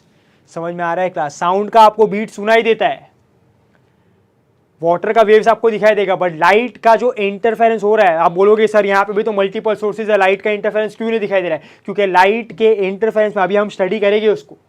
कुछ तो पर्टिकुलर पॉइंट्स हैं जो सेटिस्फाई नहीं हो पा रहे हैं इन ऑर्डिनरी लाइफ, जिसकी वजह से हमको इंटरफेरेंस ऑफ लाइट दिखाई नहीं दे रहा है, हमको एक एवरेज इल्यूमिनेशन दिखाई दे रहा है. हो रहा है बट हम उसको देख नहीं सकते. समझ में आ रहा है क्लास? हम उसको ऑर्डिनरी लाइफ में देख नहीं सकते. सो अब क्लास अगर इंटरफेरेंस देखना है, इंटरफेरेंस पैटर्न फॉर्म करना है, ये ब्राइट डार्क फॉर्म करना है, तो क्या करना पड़ेगा? तो क्लास ये इंटरफेरेंस ऑफ लाइट हमको परफॉर्म करना पड़ेगा in lab with some suitable conditions, और इंटरफेरेंस पैटर्न को बनाना पड़ेगा. सो नेक्स्ट क्लास हम यही स्टडी करते हैं ये चैप्टर में कि how to make a study interference pattern, how to study interference of light. और ये सबसे पहले किया था थॉमस यंग ने, that is Young's double slit experiment to perform interference of light. To perform what? Interference of light practically. उसने lab में with some suitable conditions एक स्टेडी इंटरफेरेंस पैटर्न बनाया था, एक इंटरफेरेंस पैटर्न बनाया था जिसमें ब्राइट डार्क पॉइंट्स थे, और ये इंटरफेरेंस पैटर्न बना था, और उससे प्रूव हुआ कि इंटरफेरेंस ऑफ लाइट हो सकता है और लाइट इंटरफेरेंस कर सकता है. Therefore light is a wave, जो हमको स्टडी करना है अभी. So class such a beautiful, exceptional, it's a spectacular phenomena अगर आप इसको समझ पाओ तो. मीडियम में हुआ क्या? सुपरपोजिशन ऑफ वेव्स की वजह से पहले जो एनर्जी बराबर से डिस्ट्रीब्यूटेड था, अभी सुपरपोजिशन ऑफ वेव्स की वजह से सब रीडिस्ट्रीब्यूट हो गया. कुछ पॉइंट्स ने अपना एनर्जी उठा के दूसरे पॉइंट्स को दे दिया, तो यहाँ पे एनर्जी बढ़ गया, यहाँ पे कम, बढ़ गया कम, बढ़ गया कम, बीट्स फॉर्म होता है. उसकी वजह से ही तो गाने वगैरह बनते हैं. This is all based on superposition of waves, constructive destructive. Water का बैलेंस उसी की वजह से. लाइट में भी ये होता है, बहुत बड़े बड़े एक्सपेरिमेंट है इसके ऊपर, बहुत ज़्यादा स्टडी होता है इंटरफेरेंस वगैरह पे, बहुत ज़्यादा यूज़ है इसका in physics. So it's a beautiful phenomena of redistribution of energy, that is modification in intensity due to superposition of waves based on law of conservation of energy, that is interference of waves and interference of light. I hope I am clear with you. You just have to remember the most important thing, that is condition for constructive interference and destructive interference. तो जहाँ पे भी constructive हो रहा है medium में, वहाँ पे फेज डिफरेंस या तो पाथ डिफरेंस क्या है? It is even multiple of pi और even multiple of lambda by 2. और जहाँ पे भी डिस्ट्रक्टिव इंटरफेरेंस हो रहा है, वहाँ पे क्या है? जो वेव्स मिल रहे हैं उनका phase difference is odd multiple of pi और odd multiple of lambda by 2. तभी ही ये होगा, नहीं तो नहीं होगा. Do you get my point? So I hope class आज हमने जो भी डिस्कशन किया है, that is very much clear with you. I hope this all is clear. So we are done with what is superposition of waves, what is interference of light, what is interference of wave, what are the conditions, everything about interference. Today, next time we start with Young's experiment, the first experiment to study interference of light. Till then, see the lecture properly, understand the conditions again. Till then, see you. Bye bye. Take care.